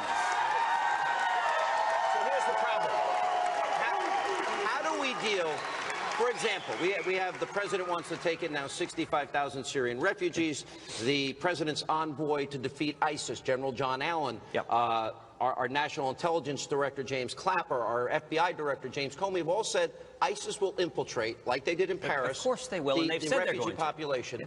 So if anybody is coming from a country that practices Sharia, don't we have to worry that they are radicalized in their views and think women should cover themselves and not drive a car and can't go to school or work? Absolutely, yes. It's why I've introduced legislation to ban any refugees from countries where al-Qaeda or ISIS control any territory at all. What about Saudi Arabia? And it's why I've been leading the fight to stop Sharia law here. No international law has any authority in America. But the critical thing, Sean, people are scared. They're scared. We see these terrorist attacks. We have this president President Obama, who acts as an apologist for the Islamists, and people get even more angry. And so Donald's vitriol, his insults, I get they're cathartic. It feels good to yell when you have a president that's not keeping us safe. But I'll tell you, on policy, I have real concerns about Donald Trump's policies, that I think he is far too weak on radical Islamic terrorists. When Donald says, as he did last night, he would keep in place the nuclear deal with Iran, that is foolhardy, and the problem is Donald thinks he will just magically negotiate a better deal. That's the same thing he said with Castro. Keep in place with Castro, negotiate a better deal. Listen, we have had a policy for centuries. We don't negotiate with terrorists. Iran wants to kill us. I agree with that. And it's scary what the president has done here. What about states like Saudi Arabia, countries like Egypt, that play both sides? Haven't we been played enough by these countries? I will tell you that there's a difference between the Saudis and Egypt. I agree with you. Saudi has had a terrible history of the royal family funding Islamists, trying to buy them off, buy the crocodile off, so they eat them last. And we need to stand up and exert real force over Saudi Arabia, demand that they behave as allies and not be funding those who are killing us. I will say Egypt is different. Listen, President General Sisi, it's different. But President just a short time, Al-Sisi is much different. He has demonstrated a courage. You know, I wrote a book last year, Time for Truth. I actually quote a speech that President Al-Sisi gave at Cairo University, the same university. Was a courageous speech. It was January 1st, a year ago. Al-Sisi stood up and he called out radical Islamic terrorists. Now, he did that as a Muslim leader. He's literally putting a bounty on his head.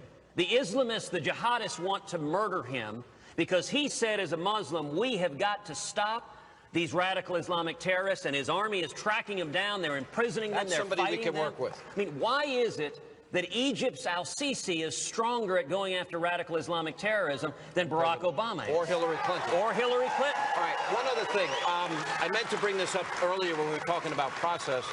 Marco Rubio earlier today told his supporters in Ohio to vote for John Kasich to stop. Why are you laughing? Listen. Listen, I have to ask you about the news. You know. I'm just laughing because it's the Washington establishment's last gasp. Let's divide things up. Let's play games. It's real simple. How do you beat Donald Trump? You beat him. You beat him at the ballot box.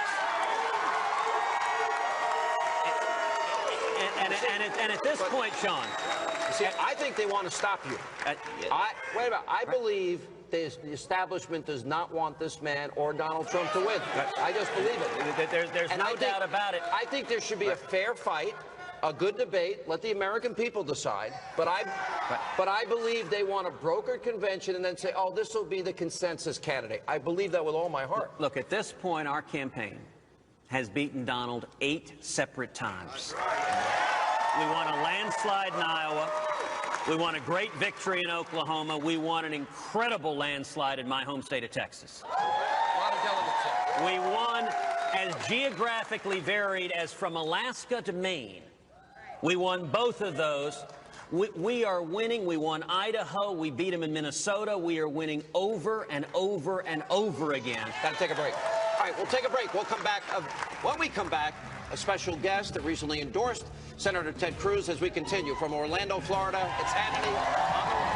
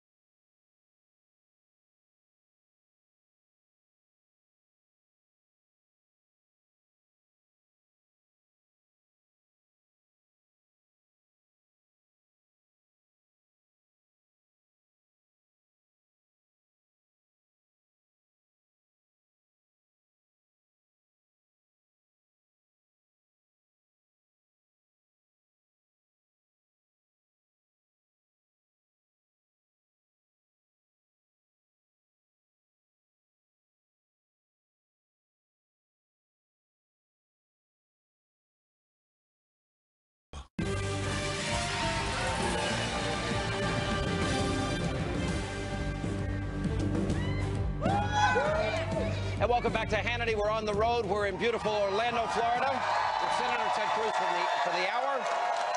Now also joining us, Carly Fiorina, who I got to know over this long campaign and come to admire.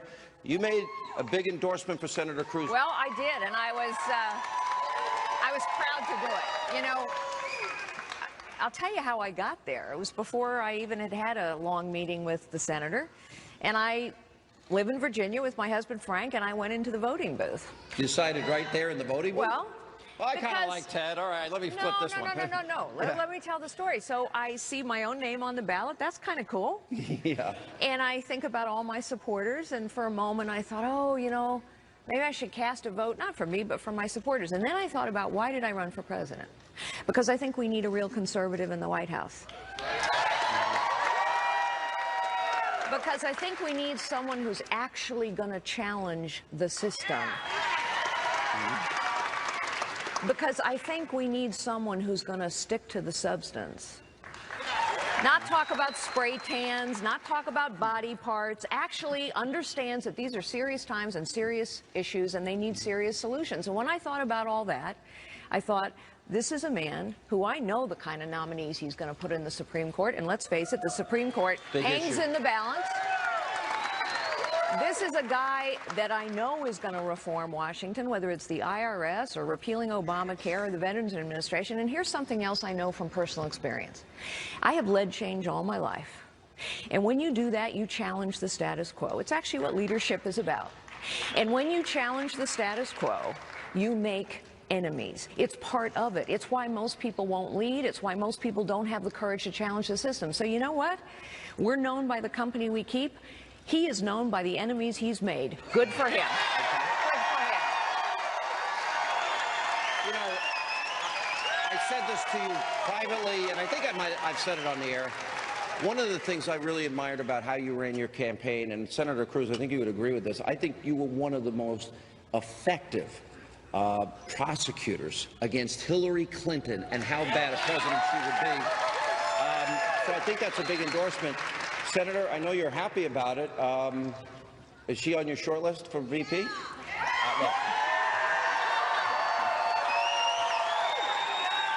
what? Let's get him the nomination first. We keep jumping ahead here. Well, it's my job to jump ahead. I get paid to do that. But Sean, I'll say this. Carly is extraordinary. I mean, she was a remarkable business leader. You know, CEO of a Fortune 50 company. That is a big, big deal. One of the world's most respected companies. And she ran an incredible campaign. She is a serious thinker, and you're right, she's standing up and fighting for conservative principles. I'll tell you, I'm humbled to be here with her and to have her support. Let me throw a whole different question out here, because, you know, I've had the honor of getting to know all 17 of you in a pretty intimate way, and I have deep respect. Trump is right about one thing. It's hard running for president. There's nothing easy about it. I know the long hours on the road and time away from your family and speech. You don't even know which city you're in some days. Let's be honest. So it's really hard. It's Orlando. Yeah, all right. I know, we're having a magical time.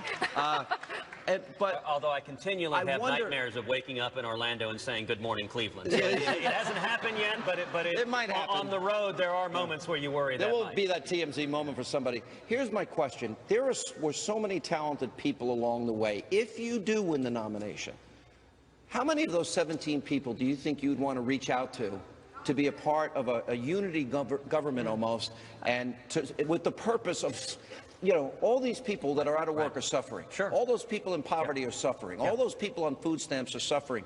All the people that are paying 50% more for health care are suffering. Our country is suffering. Our kids are suffering. Yes. I don't like the trajectory of where we're headed. Right.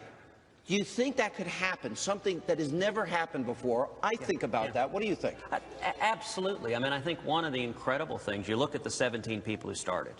I mean, we had a depth of talent. We had people who were young, dynamic, charismatic, passionate, principled. Bobby Jindal, Scott Walker, John Kasich. Incredible leaders. Yeah.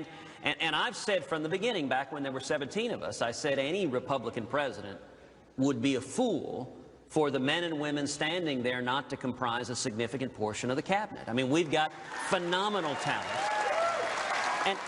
And what is important, Sean, is that we fix these problems, that we put in place leaders for whom it's not lip service. Solutions to the problems, and leaders who understand we work for you. It's why I don't like Donald asking people to pledge support to him. This is not about us. It's not about a candidate. It's about the American people, and we need to pledge our support to you. Here's my question. We've heard you last night. I've interviewed you a lot. I've gotten a lot of specifics from you. Yeah. How firm are these promises? Flat tax, wall at the border, your plan to carpet bomb ISIS, all of the health care repealing, replacing, and all these other things. How is there any room for negotiation, or this is your solemn pledge to the American people? Listen, this is my solemn pledge. There are many criticisms that have been lobbed at me, but being overly flexible is not one of them. I'll ask and anyone who stands up, now listen, there are areas on which you can have room for compromise. Marginal tax rates. If we sat down and battled like crazy and fought to reduce the tax rates and I couldn't get it to 10%, I'm going to fight tooth and nail for 10%. But if we end up cutting it to 12%, Reagan said, what do you do if they offer you half a loaf? Answer, you take it. I'll take 12%, celebrate, and then you go but come back for more. So there are areas in which you should compromise, but the key point, you don't compromise on principle. You don't compromise on the Constitution, on the Bill of Rights, on the Second Amendment, on religious liberty. Principle, you don't compromise away. We'll take a break. We're in Orlando, Florida. It's Hannity on the Road. More with Senator Ted Cruz and Carly Fiorina. And when we come back, we'll hear from this wonderful audience straight ahead.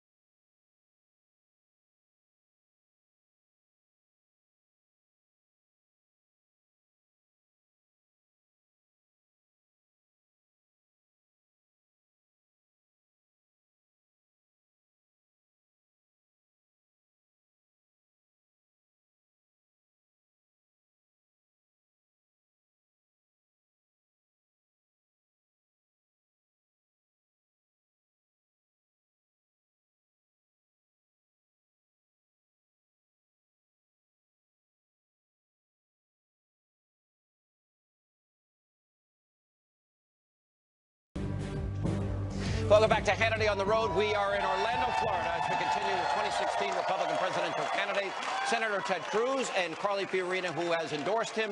All right, we're going to take questions here. Sir, you're up first.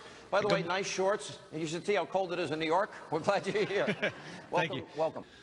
As a former service member and a airman, I'd like to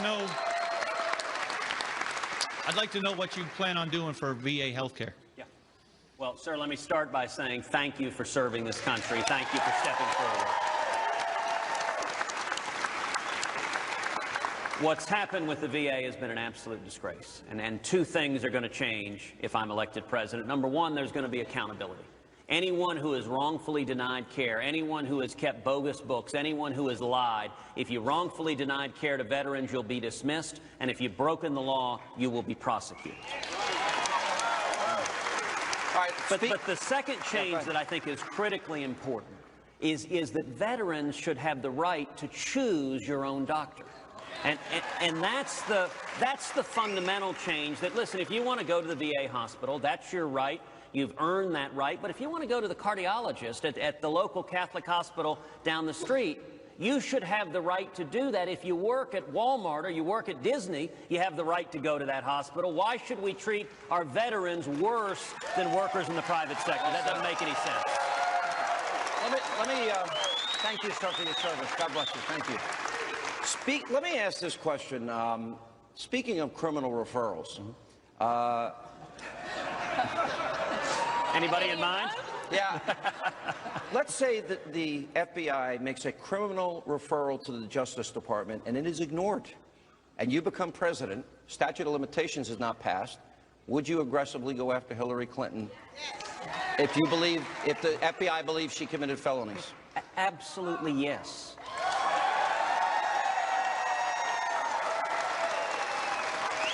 And there's a principle here that matters, that this country was founded on the principle that no one is above the law.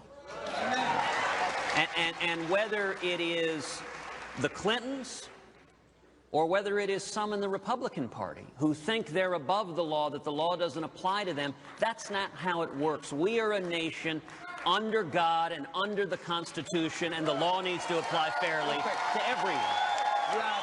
We have a minute left. Real quick. Hi, Senator Cruz. My name's Erin. I'm a volunteer who drove from Texas to campaign for you, and I wondered how electing you compared to the other candidates in the race would impact the Supreme Court and the other federal That's a great question. Courts. Well, Erin, thank you for being here. Thank you for your passion and your hard work. Listen, the Supreme Court hangs in the balance. We are one liberal justice away from a radical left-wing court that would undermine our religious liberty, that would undermine our Second Amendment, that would give away U.S. sovereignty and make us subject to international law in the World Court. And there are two candidates effectively in this race, Donald Trump and me. Donald has said he will negotiate with Harry Reid and Chuck Schumer and compromise on the Supreme Court on Justice Scalia's replacement. Any replacement that Harry Reid and Chuck Schumer sign off on is going to be a left-wing activist. And, Aaron, I give you my word. Every justice that I appoint to the court will be a principled constitutionalist who will ferociously defend the Bill of Rights. Senator, thank you so much for the hour. Really appreciate it. Carly, great to see you. Thank you, Orlando. Thank you, Orlando. We really appreciate it.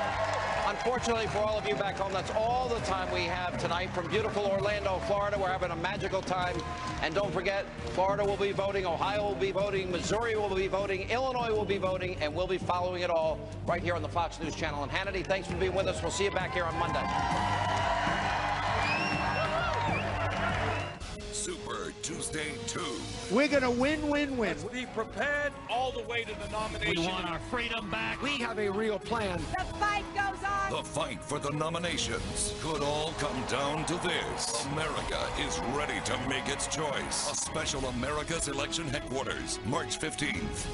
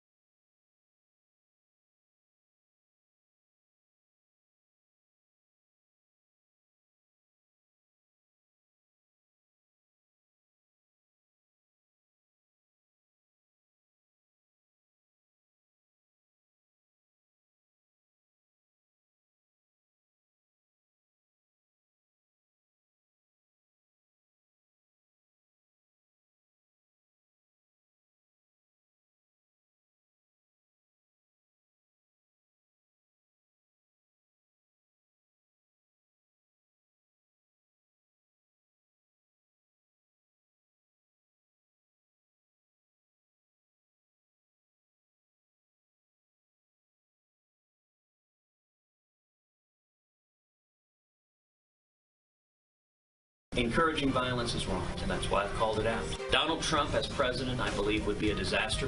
Right now on Justice. We are heading in a very bad direction as a party, as a country, as a conservative movement. Piling on the front runner. Donald Trump has created a toxic environment. Tonight I respond to Donald Trump's opponents who say he is to blame for rowdy protesters trampling on our First Amendment right to free speech. Plus, live analysis of what all this means with Super Tuesday 2 just days away. It just makes all of our friends and supporters more angry. We're going to go to the polls on Tuesday, and we're going to be resounding victory. Justice starts now.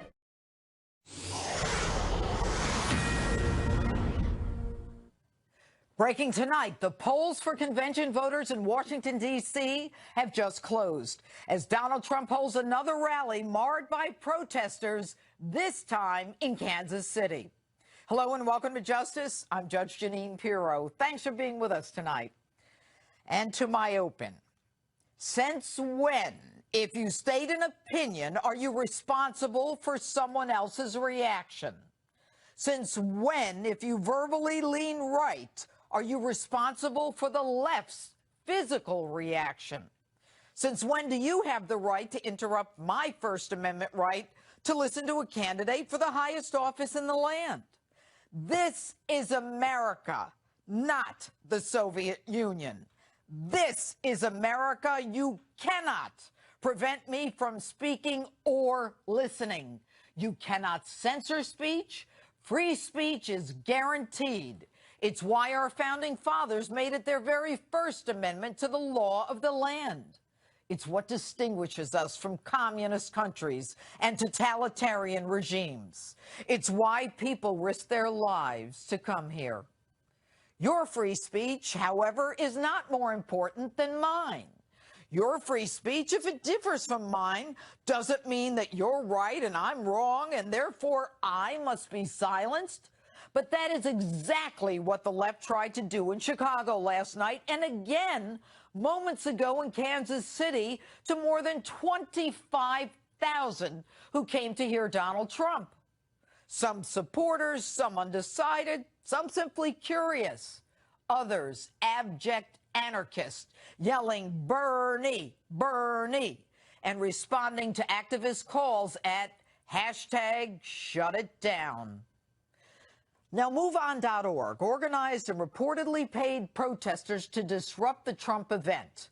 One protester, Sanders supporter Tony Fitzpatrick, says he went to dissent to ask those in attendance to please reconsider. Really, Tony? Let's get this straight.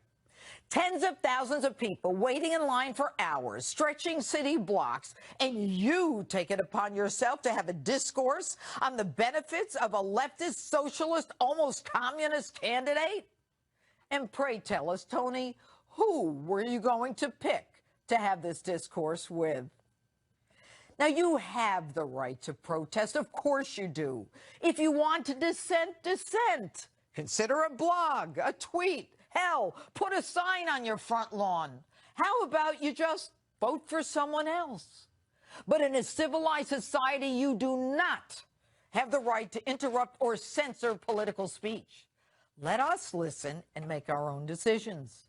But then again, Tony, it's Chicago, where kids playing in the park are so used to gunfire they don't even react, and where as many as 57 people can be shot in one weekend. I know. I live there. And you want to blame the dust-up on Donald Trump, even when protesters come for the specific purpose of creating chaos? So someone sucker punches someone else and then rightfully arrested. That's supposed to be Trump's fault? A criminal law primer, folks. Words do not justify violence. You cannot defend assault by arguing verbal provocation. Otherwise, every man who battered a woman would say he was justified because she mouthed off. And anytime you get 25 to 30,000 people anywhere, unless it's to hear the Pope, there are going to be disagreements, especially in a highly charged election year like this one. And by the way, ever been to a baseball game? A heavy metal concert? People disagree. And little Marco, in his desperate attempt to criticize Trump, says, these words have real consequences. Donald Trump has a big platform right now. He's the front runner in the Republican Party. Everybody's paying attention to what he's saying. And these words have consequences. When you're president, even more so. Words have consequences? Well, maybe under Sharia law, where you can be murdered if you say something considered offensive, but not in the United States of America and not under our Constitution. And by the way, Marco, didn't you say your parents came from Cuba to avoid a repressive regime? Stop being so small, Marco. Americans have been angry for a long time. Barack Obama, the great hope and change unifier, has openly pitted the haves against the have-nots, the cops against the very public they defend. We've never been more divided. Religions being forced to act against their own religious principles. Republicans characterized as wanting dirty air and dirty water. Conservatives are blocked from speaking at universities. The left so dictatorial that they will stop at nothing to prevent free speech, even in the cradle of education. Black Lives Matter. Occupy Wall Street, determined to disrupt our free discourse so that they can control the narrative. Look, any course correction after 7 years of hazardous charting will be difficult and upending. The status quo, like the establishment, are petrified of Donald Trump, to the point that they are willing to take action the likes of which we have never seen in American politics. The desperation of these anarchists is nothing more than an effort to suppress the protected rights upon which our republic was founded. This is America. You cannot stop us, and you cannot silence us. Beware the sleeping giant, the silent majority of us. We will not be silenced. And that's my open. Tell me what you think on my Facebook page or Twitter, #JudgeJanine. And just within the past hour, it happened again. Donald Trump spoke at a rally in Kansas City and was disrupted several times by protesters. Take a look. So yesterday in Chicago, Yeah? Hello, darling. Go home to mom. Go home to mommy. Go home to mommy.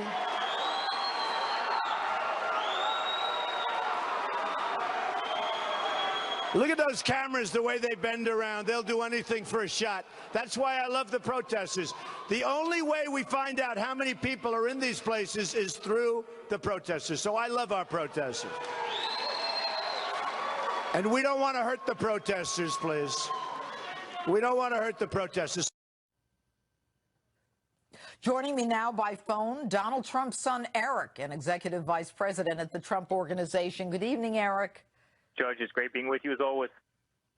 Thank you, Eric. It's been a crazy 24 hours. Your father last night made the decision to not continue with the event that was planned in Chicago. Why did he make that decision, and do you think he made the right decision? Yeah, I really do. I really do. But, you know, I find it incredibly sad, right? There's 20,000 people, 25,000 people at a rally that went, they wait in lines for hours and hours to hear my father speak. And, you know, I mean, the passion at these events is incredible. And, you know, they were really not able to see it, obviously, because a couple people wanted to go in there and start chanting Bernie. And, you know, it's just very, very sad. I mean, it's sad for our First Amendment, you know, freedom. It's just a very, very sad day for this country. And, you know, today in Ohio, Eric, I mean, I was frightened. You must have been frightened when that individual tried to rush the stage. Your father talked about it in Missouri a few minutes ago. Are you worried about your dad's safety? Listen, you always have to worry. He's your father. You love him tremendously. He's a great man. I mean, the one thing I'll say about my father is he is an incredible person. He's doing this to make a difference in this country because this country is going in the wrong direction. I mean, that's why he's in it. He doesn't need to be in this race. He could certainly be doing other things. He wants to make a difference in this country. So when you see somebody trying to attack him, obviously, you know, it worries you. And, there are a lot of crazy people out there. I mean, there are a tremendous amount of crazy people out there, and I'm just glad it didn't get farther than it did. And you know, Eric, your father, I mean, he is gathering audiences, the likes of which we've never seen in American politics. But he is so vulnerable in the sense that he's right there in the open, you know, in the middle of everything. You're not worried? Yeah. No, of course you're worried. I mean, of course you're worried. And, you know, I mean, he wants to be with people, and that's always how he's been as a person. I mean, he really likes to be around the people. And listen, I've stood by his side at 30 of these rallies, and the love in the room is incredible, and the love for America is incredible, and the passion for his message is really amazing. And it's just sad to see people kind of lash out. And I have to say, it says something about society. If I ever did that as a child, I would be killed by my parents. I mean, it said something about society that people will actively go into a room with the intent to disrupt and waste the time of thousands and thousands of people who are there for a message. And there's so many other ways to do this. And I think you said at the beginning of your show, but there's so many other ways to do it. But listen, my father's a fighter, and he'll fight on. And, you know, I was so proud of him today. I mean, it didn't stop him from going to all these rallies, and it was really amazing. I mean, today was a great day. What do you say to people who say that your father has incited this kind of reaction by people? Oh, I think it's crazy. Every single day, you know, somebody's asking my father to disavow this, disavow that. You have hundreds of lunatics who go into a convention chanting Bernie, Bernie, Bernie, and I didn't see one media outlet asking anybody to disavow, you know, Bernie. So obviously it's a one-sided argument. My father's doing great things for this nation. His heart's in this race. He wants to win. He's the incredible commander-in-chief. You know, and, you know, I really think he's going to go all the way. And Eric, why do you think people are reacting like this? I mean, what is going on out there? And it's simple, Judge. It's simple. He's going to win. I mean, he's going to win. The Democrats know that he can beat Bernie. The Democrats know that he will beat Hillary. You know, he's going to win, and this is their veiled attempt to try and stop him at this point. And do you see more of this ramping up by MoveOn.org? And you know, Ayers was part of that as well. You know, the guy who participated in the bombing of, you know, New York City Police Department. And, you know, it's only going to ramp up. Well, you know, and do I see it? You know, who knows? I don't know what to make of these people, right? They're definitely something wrong. I mean, anybody who would go in and waste people's time and be disruptive, I mean, they're certainly a different type of people. You don't see Trump protesters going into a Bernie Sanders rally and disrupting his crowd. So it's very sad. I don't know what to expect of these people anymore. Eric, can you imagine if the Trump people went in and disrupted Bernie Sanders, how the reaction would be? You think it'd be a little different? No, the media would crucify us. The media would crucify us. And quite frankly, you know, they're placing the blame on us for this. It's actually very, very sad. I mean, it's very, very sad. Somebody should ask Bernie to disavow the actions of these people. Not a single person's done that to this point. Interesting. All right, Eric Trump, thanks so much for being with us. Great being with you, Judge. All right, take care. And the race for the nomination is not over yet as the battle continues on the trail today. Take a look at this. We're going to beat Hillary Clinton. I assume it's going to be her. We're going to beat her very badly. And we haven't even started on that one yet, but we're going to beat her very badly. And we've got to do it. Otherwise, we're all wasting time, folks, okay? And we don't want to waste time. Donald Trump as president, I believe, would be a disaster, but I think Hillary Clinton would be an even worse disaster. She would do even more damage to this country. But I'm not interested in settling for the lesser of two evils. I'm not interested in settling for the lesser disaster. Bernie is a nice guy. He combs his hair great. One of the best dresses in Washington. Never uses the word huge. Conservatism cannot be about anger. Conservatism cannot be about division. It has to be about uniting our people behind the principles of limited government and free enterprise and a strong national defense, and using those principles to drive us to solutions. I've actually had people in the national media who have told me, if you really want to get attention, you need to start attacking. Let me tell you, folks, first of all, you elected me to represent you, number one.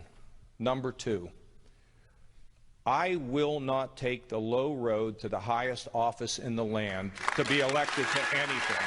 Join join everybody who wants to fight for a better future, to get the results that we deserve to have, to build the kind of opportunities that all of us know we need. If you fight for me, if you vote for me, I can tell you this, I will do everything I can, every single hour of every single day, to deliver results for all of you. Let's go build the future that our country deserves together. My next guest is a Washington insider who's worked for Presidents Ronald Reagan and H.W. Bush. He's also been a part of every GOP campaign since 1972, right up to Mitt Romney's run just 4 years ago. Chairman of the Prime Policy Group and my friend Charlie Black joins me now. All right, Charlie, thanks for being with us. What say you about these events? Have you ever seen anything like this?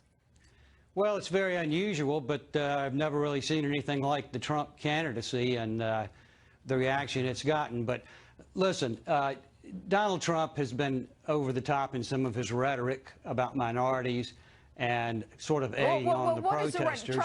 Charlie, let's break it down. Let's break it down. Where is he over the top? Ban Muslims from this country. Yeah, build he a said wall until around we can Mexico find out and who send they 11 are. million people home. Well, look, rather than debate that topic, that was my preface to saying there's no excuse for MoveOn.org, the radical leftist, Leninist group that's been around this country for many years. And by the way, the godfather, as you pointed out, of MoveOn.org is Bill Ayers. Bill Ayers and his wife, Bernadine Dorn, who got their start in the 70s by trying to blow up police, the Pentagon, and the Capitol. In fact, might have allegedly killed a couple of policemen. So there's nothing new about MoveOn.org, but these folks need to be disciplined by the police, by the Secret Service, whatever it takes so that violence does not disrupt events. All right. So my sense, and I just had Eric Trump on the phone, my sense is it's only going to get worse. And the more people, you know, who go to these events, I mean, have you ever seen as many people packed into events in all your years in Washington as we're seeing now? Well, sure, you see it in general. You see it in general election campaigns all the time. And if the Secret Service is prepared and enlists enough local law enforcement to help them, they can close off these arenas from people who are demonstrators. Maybe a few sneak in because they wear Trump shirts or something. But they could greatly minimize what's going on here. It just takes more support from law enforcement. The Secret Service are the best in the world. They know how to do it. Yeah. Yeah, and Trump did thank them, congratulate them, and yes, he seemed to be a little disappointed a few minutes ago about the fact that the guy, you know, was arrested and the judge probably just let him out. It was ROR'd. But let me ask you one quick question. We've got this second Super Tuesday coming. We've Yes. got Florida, Ohio, big states. It looks like Trump is going to win Florida. Should Rubio drop out if he doesn't win Florida? Well, Marco says he's going to stay in either way. It'll dramatically cripple him if he loses Florida. I'm not sure he's going to lose, by the way. He's closing fast. He has a chance to win. John Kasich is going to win Ohio. And the small events going on today, Donald's not getting delegates to speak of. So this race is going to go to the convention. Nobody's going to arrive there with the 1,237 delegates. And we'll have at least 3, maybe even 4 candidates contesting a contested convention. Here we go again. I'll tell you, Charlie, it's going to be an interesting summer. Charlie, it's always a pleasure having you on. Thanks so much for being Thank you, with us. Judge. Thank you very much. All right. So what are these Donald Trump rallies really like? Tonight, I will talk with a man who's been on stage with Trump at a few of them, Pastor Robert Jeffress. He's also going to tell us why he thinks that Donald scored a huge win this week with evangelicals. Plus, can the Donald put the nomination away with wins in Florida and possibly Ohio on Tuesday? Pollster Larry Sabato is here and ready to give his take on one of the most hotly anticipated GOP primary nights ever. Don't go away. Justice is back in a moment. Super Tuesday 2. We're going to win. Let's be prepared all the way to the nomination. We want our freedom back. We have a real plan. The fight goes on. The fight for the nominations could all come down to this. America is ready to make its choice. A special America's Election Headquarters, March 15th.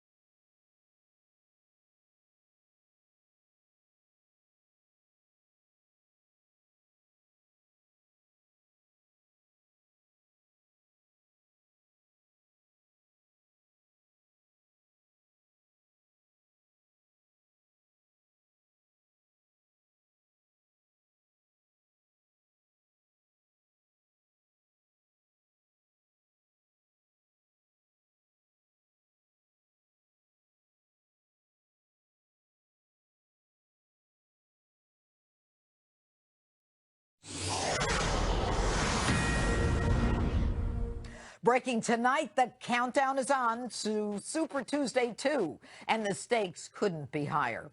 With me now to break it all down, University of Virginia Center for Politics Director Larry Sabato. All right, Larry, before we get to the second Super Tuesday, or as it's called, Super Tuesday 2, today we've got Guam and D.C. and the Northern Marianas, and what else?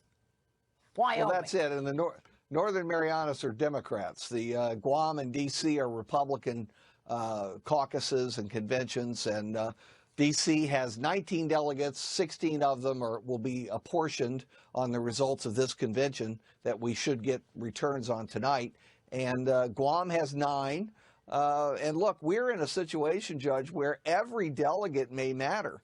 Most of the best projections show Donald Trump either just below or just above the magic 1,237. So every delegate's going to matter. All right. And some of the, Washington D.C. has not yet been called. But, that should come in hopefully within, the hour while we're on. But let's fast forward to Super Tuesday 2. All right. Some polls are showing that Donald Trump is as much as, 20 points ahead of Rubio. And some polls show that, they're within a few points of each other. I mean, what do you think is going to happen in Florida, and can it change? Is there anything that happened? Did this dust up in Chicago and calling off the event in Chicago and the dust up in Ohio, will that make a difference? Will it play in Trump's favor? Well, it easily could. Look, that is the biggest piece of new information that voters will have going to the polls unless something else happens. It's amazing. Every day has so many events. It's hard to keep up with them all. But yeah, it could make a difference. And obviously, a lot of Republicans are law and order Republicans, and they don't like what they're seeing. The other candidates, though, have gone after Trump and blamed him for it. So we'll see what the Republican voters buy come Tuesday. But what about, when you say the other candidates are blaming Trump, and they are. I mean, Kasich has got his shots in, Rubio has gotten his shots in, and of course Clinton. But here's the bottom line. I don't see Trump supporters going in and trying to shut down the free speech rights of the Clintons or Bernie Sanders. And I don't see, as Eric Trump just said a few minutes ago, Bernie Sanders coming out to disavow the Bernie Sanders supporters who literally, prevented 25,000 people who waited in Chicago from hearing Donald Trump. Yeah, my view on this is another example of the complete breakdown of civility in politics, and actually probably in every sphere of life, but certainly in politics. And look, Judge, I think everybody bears some responsibility for it, and so does Donald Trump. But I have to also, for example, point to the audiences at the debates this year. Audiences should be seen and not heard. Sometimes I thought I'd been in the Roman Colosseum. The only thing missing were lions. And this all has an effect. It's dragging everybody into the gutter. Yeah, but you know what? I got to tell you, Larry, I mean, I've run for office 5 times. It is a blood sport, and it is like being in the lion's den. But and politics has always been rough and tumble, especially in Chicago. But I'm just offended personally by people trying to shut down the ability of other people to hear a candidate for president. I mean, is this going to change, or is it going to ramp up? Well, I certainly hope it will change. I fear it will ramp up. You're too young, Judge. We were talking about this off air, but I am old enough to remember everything that happened in the 1960s, and I don't want to repeat any of that. I don't think many people who lived through the 60s want to, but we're on track to do that. We need to focus on this before it gets a lot worse, and it will if we don't. All right, Larry Sabato, always good to have you on Justice. Thanks. Thank you, Judge. All right. And don't forget to tune into Fox News this Tuesday night, starting at 7 p.m. when Megyn Kelly and Bret Baier will be live with all the results and analysis as voters go to the polls in key states, including Florida, Ohio, and Illinois. We've got you covered here on Fox. And still ahead, I'm going to break down all this with our political panel featuring experts from both sides of the aisle. And next, Pastor Robert Jeffress is here to talk about the evangelical vote, and the big victory for Donald Trump that Jeffress says could put him over the top. Don't miss it. The pastor's with me next.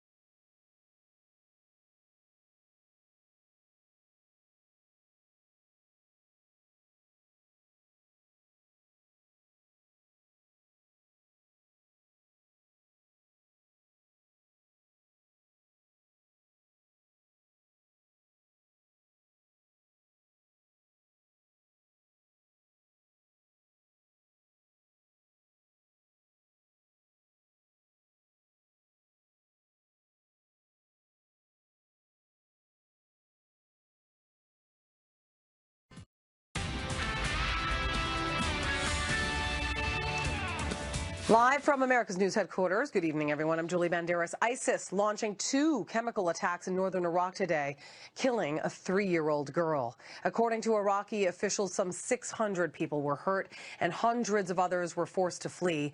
The attack took place in the small town of Taza, which was also hit by a barrage of rockets.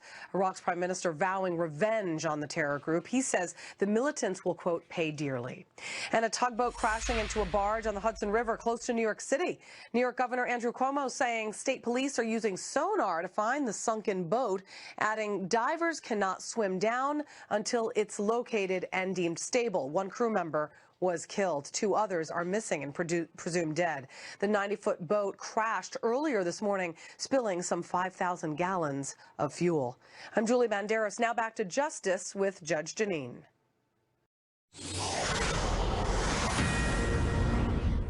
Fallout continued tonight after chaos and violent protests in Chicago yesterday that forced GOP frontrunner Donald Trump to cancel the rally. With me now, Fox News contributor and author of the new book, Not All Roads Lead to Heaven, Dr. Robert Jeffress, pastor at the First Baptist Church in Dallas. Good evening, Pastor. Good evening, Judge.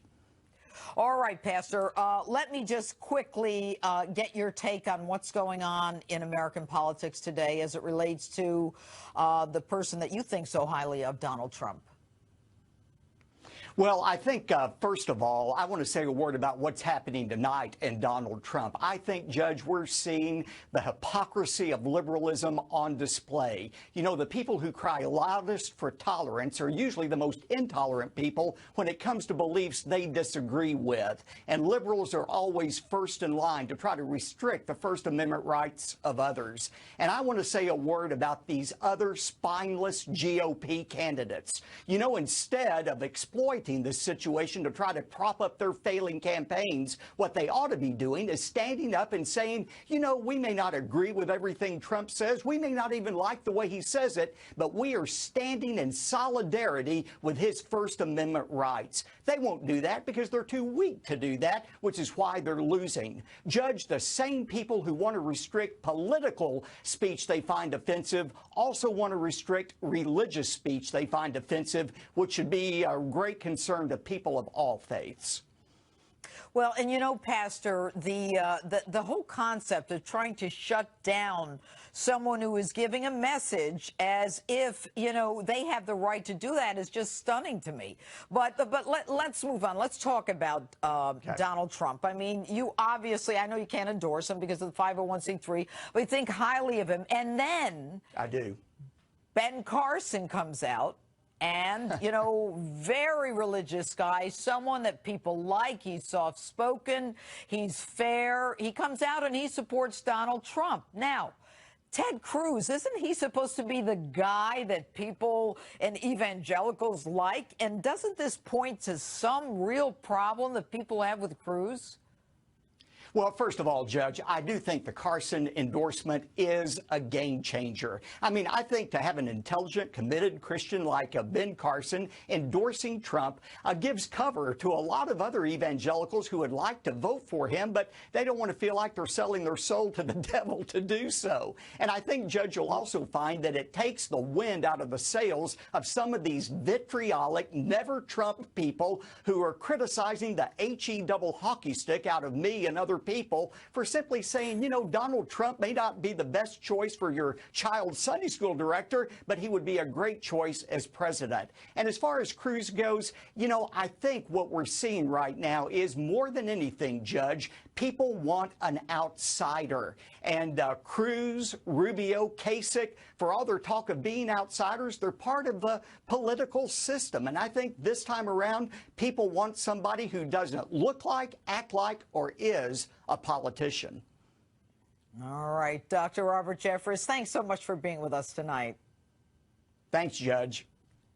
All right, and up next, 2 people who have a very different take on the Donald Trump rallies than I do. Marianne Marsh and Brad Blakeman are standing by. We're going to talk about the Donald, the GOP, and the Democrats all gearing up for this big Tuesday. Don't go away.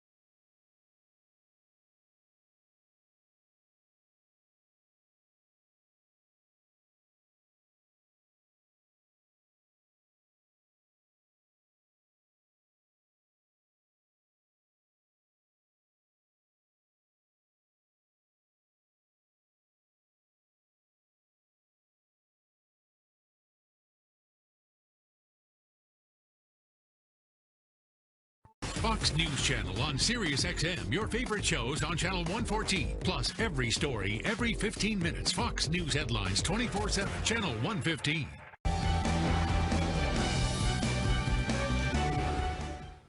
Welcome back to Justice. You may have noticed I'm not in my familiar surroundings in New York.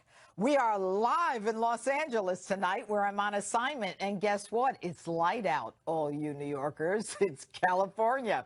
Anyway, breaking tonight, just days to go until Super Tuesday 2 and what could be the make or break moment in the race for the GOP nomination. With me now, Democratic strategist Marianne Marsh and Republican strategist and Fox News contributor Brad Blakeman. Good evening. All right, Good evening, guys, Judge. let's get it out of the way because I hear you all disagree. You both disagree with me. You think Trump is responsible for this dust up in Chicago? Start with you, Brad. I sure do, and here's why, Judge. I was in charge of major media events for presidents and presidential candidates. There's no way in hell I would have put a Republican rally on the campus of the University of Illinois, Chicago. There isn't a Republican within 5 miles of that place. And Well, all then who were the protesters, 25,000 people who were waiting in line for hours? they had to travel in, but to have an event where protesters, all they have to do is roll out of bed and show up, organizing protests by just walking down the block. Trump was either asking for trouble or he wanted trouble. He has incited violence at his events, and not only that, he welcomes protesters by his speech. Wait.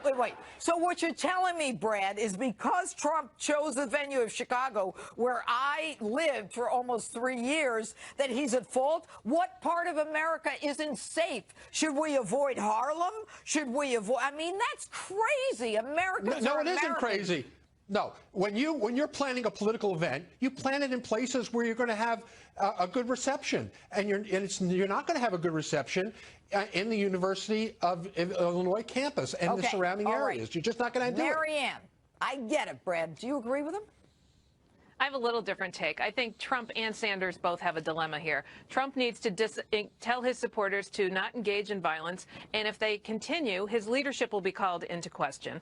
And if he doesn't do that and they don't stop, then people will assume he's using it for political purposes. I think Sanders needs to do the same thing. Yep. Right. Okay, Sanders needs to disavow. Marianne, agree? Yes. Sanders Brad, needs you to agree? disavow his Sanders supporters. needs to disavow. Absolutely. All right. Absolutely. This is All right, let's get one thing MoveOn.org straight. and others. Let's get one thing straight. It's a Trump rally. It's not Trump's people who cause a problem. It's people yelling, Bernie, Bernie, who responded to hashtag shut it down, and we shut it down, and they clashed with his supporters. It's like me having a party at my house, and other people not invited come in and start yelling at the people in my house. Why is it my fault? I live in the wrong neighborhood? I picked Chicago?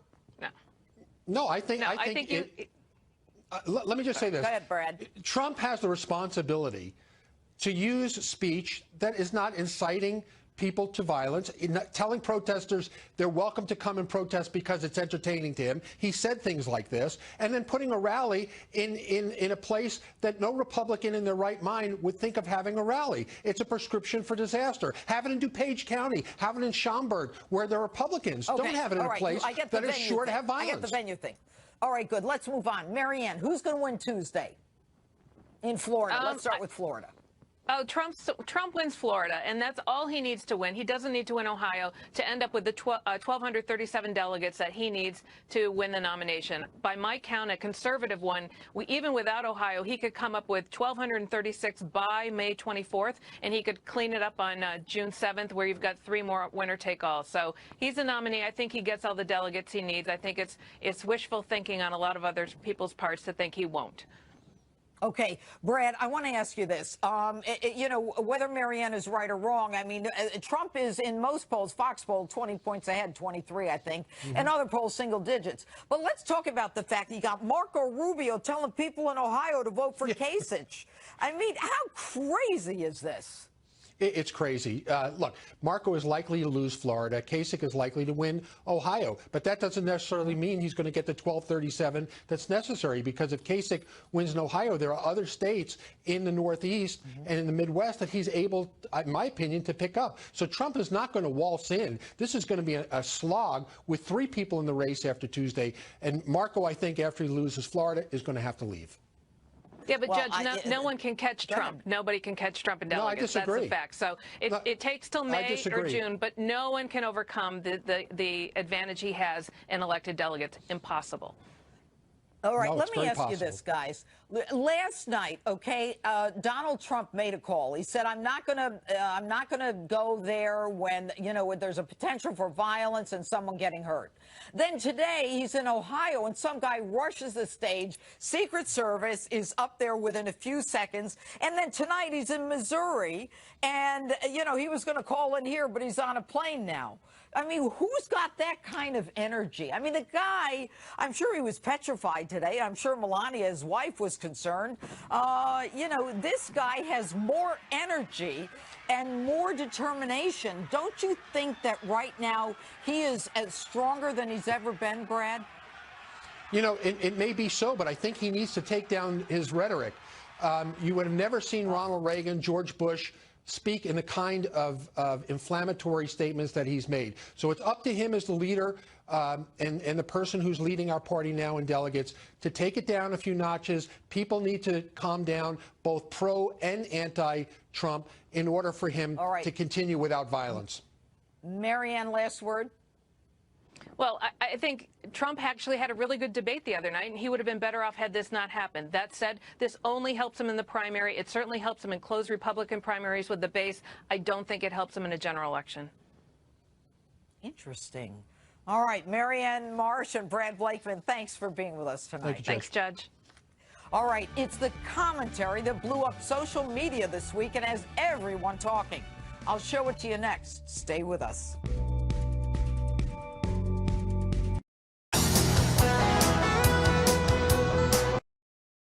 Show. Look at that. Look at that. Shocking.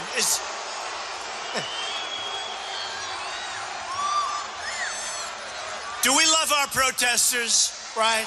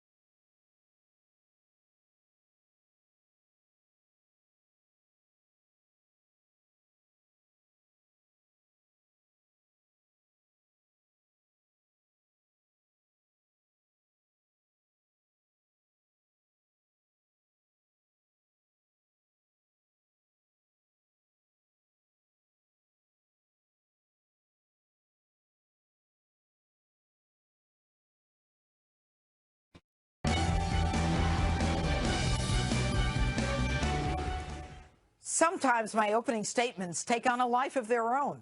It happened again this week after I aired my thoughts on the establishment's Mitt Romney and Donald Trump. To date, last week's Open has been viewed by well over 13 million people online. In case you're not one of them, here are some of the highlights as I addressed my thoughts directly to Mitt Romney. You say you're offended by Donald Trump's language. Politicians have been trashing each other since the founding fathers. Language so horrible, Mitt, I can't even repeat on the air. You're so offended by Trump's language, but not Barack Obama's condemnation of those who cling to God and guns. And you're worried about Donald Trump's businesses? You, Mitt, were a corporate raider who threw people out of work and sent jobs out of our country. And you don't like Donald's temperament and judgment? You couldn't even stand up to CNN's Candy Crowley. You couldn't even get elected when the nation was ripe for a Republican president. Your namby-pamby reason that you won't support Donald Trump even if he's the party's nominee? You worry what you'll tell your grandchildren when they ask, "Why, Grandpa, didn't you stop Donald Trump?" Well, maybe you ought to worry about when they ask about your loss to Barack Obama. What are you going to tell them? Will you tell them that you choked? We're fed up. We're sick of the lies, the veils, and the games you talk about immigration. Yet no one has done anything since the last amnesty in 1986. While we continue to pay for education, medication, housing, while families like Kate Steinle's, murdered by an illegal deported 5 times, convicted 7 times, suffer behind backdoor budget hearings. You continue to fund sanctuary cities that thumb their noses at American victims. You talk about overspending in the government and the deficit. It's only gotten bigger. You take our money in the form of taxes, wasted away by your federal nuts. From Bob Dole to Joe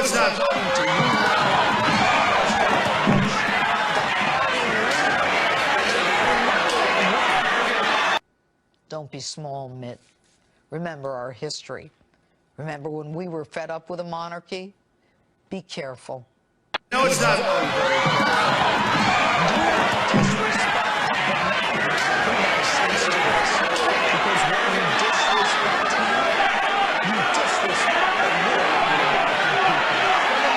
And that's not a good place to be. And you can watch my whole Open in its entirety by logging on to my Facebook page, facebook.com/Judge Jeanine. And coming up, my tribute to a very special lady.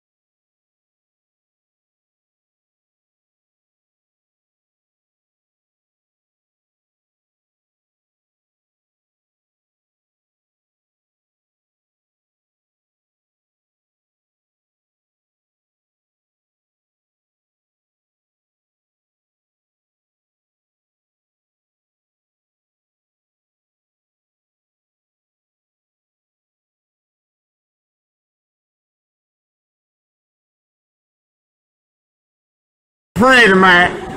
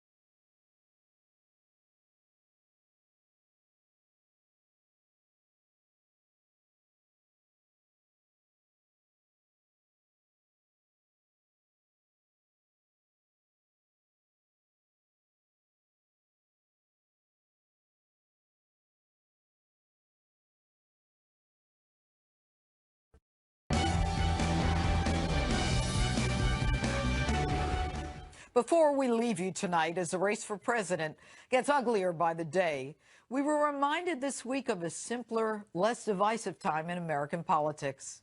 Nancy Reagan was laid to rest yesterday here in California, next to her beloved Ronnie. This has always been one of my favorite pictures of one of the nation's most celebrated first couples. And tonight I'd like to think that the former president is sitting on that bench, ready to welcome his Nancy home. Rest in peace, Nancy Reagan. Thanks so much for watching. See you next Saturday.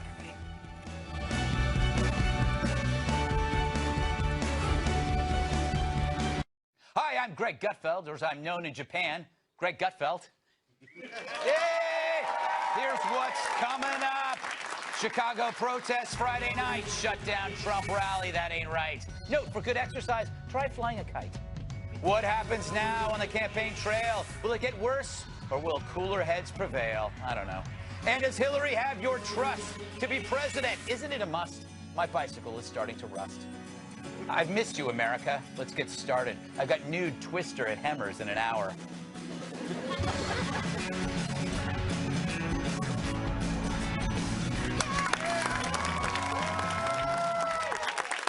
Audience, yes. Let's welcome tonight's guest, shall we? They had to buy his baby clothes at the Big and Tall store. It's Tyrus, TNA wrestler, and our big news correspondent. Yeah. That's his real beard. And she's so bright, children are told not to stare directly at her. It's Jillian Turner, former National Security Council member in the Bush and Obama administrations, and a Fox News contributor. He's more shocking than a hairdryer dropped into a tub full of electric eels. Sit down! It's Gavin McInnes, host of the Gavin McInnes Show. He's in a new movie called Creative Control. It's now in some theaters. Many theaters. Yeah, shut 11. up. Shut up! She's as bubbly as champagne because she's been drinking it since noon in the parking lot. Joanna Osachensky. And last but not least, she puts the Miz in misery. National Review reporter Catherine Timp. Boo. Sorry, I'm sorry. All right. So it's just another typical Friday night in America. A fistfight festival erupted in Chicago after Donald Trump canceled a rally where raucous protesters invaded the arena. Organizers feared violence. I'd say the fear was well-founded. Police arrested 5 people during isolated brawls. So who are these people protesting? Fox News, Fox News, Fox News, Fox News. You've been having Fox News, Fox News, Fox News, Fox News, Fox News. Can you say something? Fox News. I think he's got a future as my ringtone. Fox News, Fox News, Fox News, Fox News. Where's my phone? Anyway, I apologize. Sorry I interrupted you, protester. Please continue. I'm here because I'm proud to be a Chicagoan, because Chicago does not like Donald Trump and his ideas. That's college today. What can you say? Yes. Now, reporters said the protesters were a mix of Bernie Sanders supporters, Black Lives Matter, and MoveOn.org. But to me, it looked like a face-off between Skinnerd fans and Greenpeace interns. So why were they protesting? John Roberts, ask him what they're doing here and why. What were you here tonight to do? I'd rather not answer that question. So these protesters won't express themselves on camera, but they will happily silence everyone else. The media described the protesters as peaceful after the event was shut down. The message, you'll get peace if you shut up.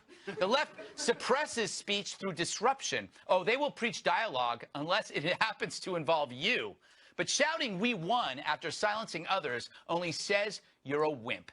And it helps Trump, not the protesters, exposing the intolerant PC movement in full glory. Trump had this to say today. We cannot let our First Amendment rights be taken away from us, folks. We can't let it happen. We can't let it happen.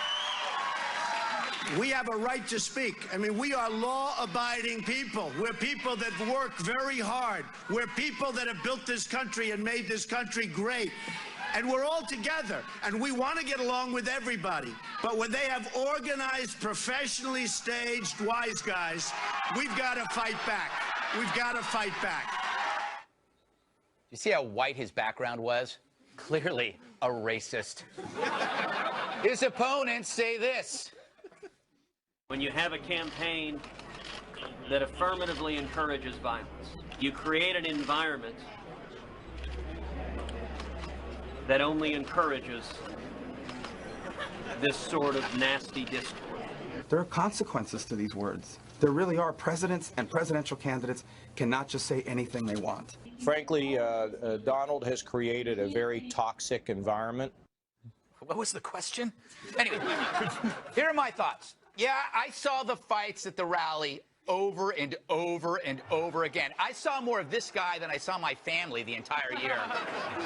It's bad, but the fact is we keep seeing the same footage because we happen to like it, more so than a John Kasich town hall, which got knocked off TV for this. It aired later, but the most restrained candidate running gets bumped for behavior seen during spring break. So where should you stand in all of this? Are you for Trump or are you for the protesters? Should Trump be blamed or should Bernie Sanders, since many of the protesters back him? I say everyone's at fault. The protesters more so because they came probably for a fight. But this lady didn't help. You have the right to assemble. You have the right to free speech. You also have the right to go into. You have a right to go into. Listen, you have a right to go into a closed private event, and you get what's coming to you. I do not condone violence, but if you go into an environment where you're interrupting 13, 14 times, do you expect a hug or kumbaya? Oh, Marosa. This is my problem with Trump. I don't want a White House where washed-up reality show minions actually have a voice. I do not look forward to Gary Busey's take on entitlements or Sinbad's policy suggestions for Syria. Also, Bill Ayers was there. He's a terrorist. He tried to blow up Americans. Was he there to preach nonviolence? That's like Jeffrey Dahmer preaching veganism.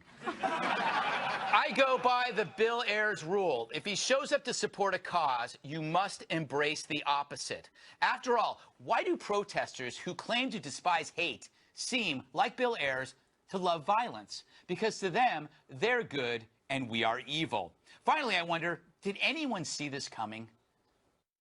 It could get uglier, and we don't want it to get uglier, do we? But it could. It really could. We're watching tempers flare everywhere, not just between left and right, between right and right. And until we actually kind of like speak honestly about what's going on, it's going to get bad. Bright guy. Pretty good looking, too, I might add. I think he works out. Anyway, I'm thinking cooler heads better prevail soon, or it's going to get worse, really worse. All right.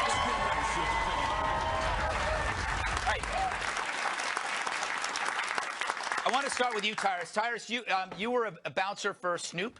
You're a wrestler. Bodyguard. Bouncer. Same like thing. Intern. Yeah. Okay. You were his intern. Executive protection, if you want to be cool about it. Yeah. Okay. So I'm sensing a pattern here that seems to be getting worse. Am I right, or am I worrying? No, it's about to get ugly. Yeah. I think angry people are using Trump as the vehicle for I don't really think it's even about him. The protesters, and they're not really protesters, they're invaders. Because when you protest something, if I don't like the Greg Gutfeld, I will take a sign and sit in the front row right there and be like, I don't like Greg. Yeah. And it's my right to do that, and you can do your show. Yeah. And we know you're sensitive and you'd probably be upset, but I can protest it, and it's cool. That's protesting. But me coming over your desk and going like that while you talk, that's not I'm invading your space, and eventually you're going to go, stop taking my desk. And then I'm going to say, what'd you say to me? And then we're going to have a fight, and then I'm on TV. So maybe I should do that. But the message is lost, and it's not protesting. Yeah, that's true. It's not protesting. By the way, I enjoyed it when you did that. It was like a nice little thigh massage. Jillian, Tyrus makes a good point that that we keep showing this stuff. We keep deploring it and deploring it and deploring it, but then we keep showing it and showing it and showing it. It's almost like, I mean, we know violence is a contagion. If we keep doing this, are we creating more of a problem? Should we ignore it? I don't know. It's a catch-22 for the media. As much as I hate these, blame the media for everything argument, I think we have the same argument in the foreign policy community about terrorism. Yeah. Should we air the videos of the beheadings and the threats from ISIS, or should we not? This reminds me of that a little bit, because it's like, are we promoting this by talking about it? I think the media ultimately has a responsibility, though, to show the American people in this country what's happening, and that's what happened here. Kudos, it pains me to do it, but kudos goes out to the Trump campaign, though, for making the right call last night and canceling. Yeah, I think that was a smart move. And gaining even more exposure as a result. Exactly. Well, but think how much more exposure they would have had if they had gone forward with it, and then people were beating the crap out of each other all night. I think it helped him in a big way. Imagine this. If they just blurred out the heads of the guys on the TV. Yeah. The brother who was ducking in the glasses and doing his thing to get him. If his head's blurred out. Yeah. Then he doesn't get any attention. Exactly. We see what happens. But you know what? That's offensive. Because the next town, the guy might be like, well, we're not going to get any, my blog's not going to get any hit points because they're not going to see my face on it. Yeah. Because that's what it's really about. But what about people? Yes. But what about people whose heads are already blurry? Have you thought about them and how offensive it is to them? You'll save money on the tech. You unblur their heads so they're unrecognizable. Gavin, good to see you dressed. Natalie, as always. Natalie? Oh, Natalie Portman. Yeah, I get that a lot. Yes.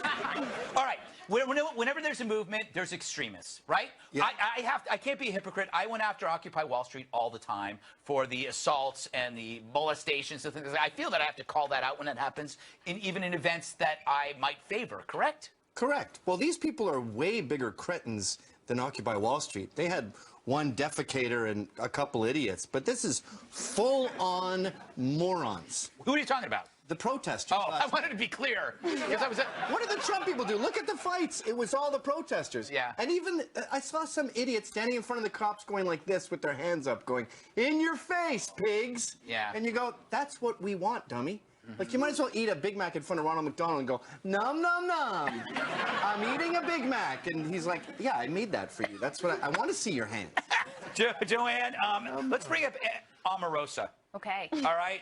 This is my problem is that when there is a movement and people sense that there's power, it brings people together that are looking for power. It seems like somebody that sees this as an opportunity for herself, and she says stupid things. Oh, yeah. Well, I think we all see the opportunity in everything. Like Tyrus was saying, when you can get that extra blog hit or you can get that exposure, you're going to do so, but which makes it obvious that this is not about the protest. Again, like Tyrus was saying, it's about, I don't know, taking that opportunity and really just like running with it and seeing how far you can go, because really, if they were trying to just stop a speech, as soon as they did, they would have left. That's true. But it no longer became about that. They just wanted to stay. Yeah. Because they wanted more exposure. It was like a carnival atmosphere. I think I coined that phrase. Kat, you were part of the Barbie riots of '72. How does this compare? I'm not that old. Although the protesters, I kind of get it. I was a little jealous of Trump because that's a lot of attention. I would love to have people that would text me back, let alone have that many feelings about me being somewhere. When I watched that, though, it looked like Twitter in real life, right? Yeah. That's been going on Twitter all this time, and it just happened right there in front of real life, and it was amazing. And I was watching it all night at my apartment, and definitely because I care so much about the history and not because I didn't have any other plans and was going to watch New Girl otherwise. Definitely not. Yeah. Okay, you know what? It's weird. When there's something like that on, it makes being alone watching TV like work. It's like, hey, I'm actually doing something. I'm researching. I'm not crying. I'm researching. I'm not going to those German websites over and over again anymore. Well, there's commercial breaks. Yes, well, yeah, I do that as well. All right, we got to take a break. Up next, absolutely nothing about Donald Trump. But first, what did the president say about Donald Trump? I bet it wasn't something complimentary.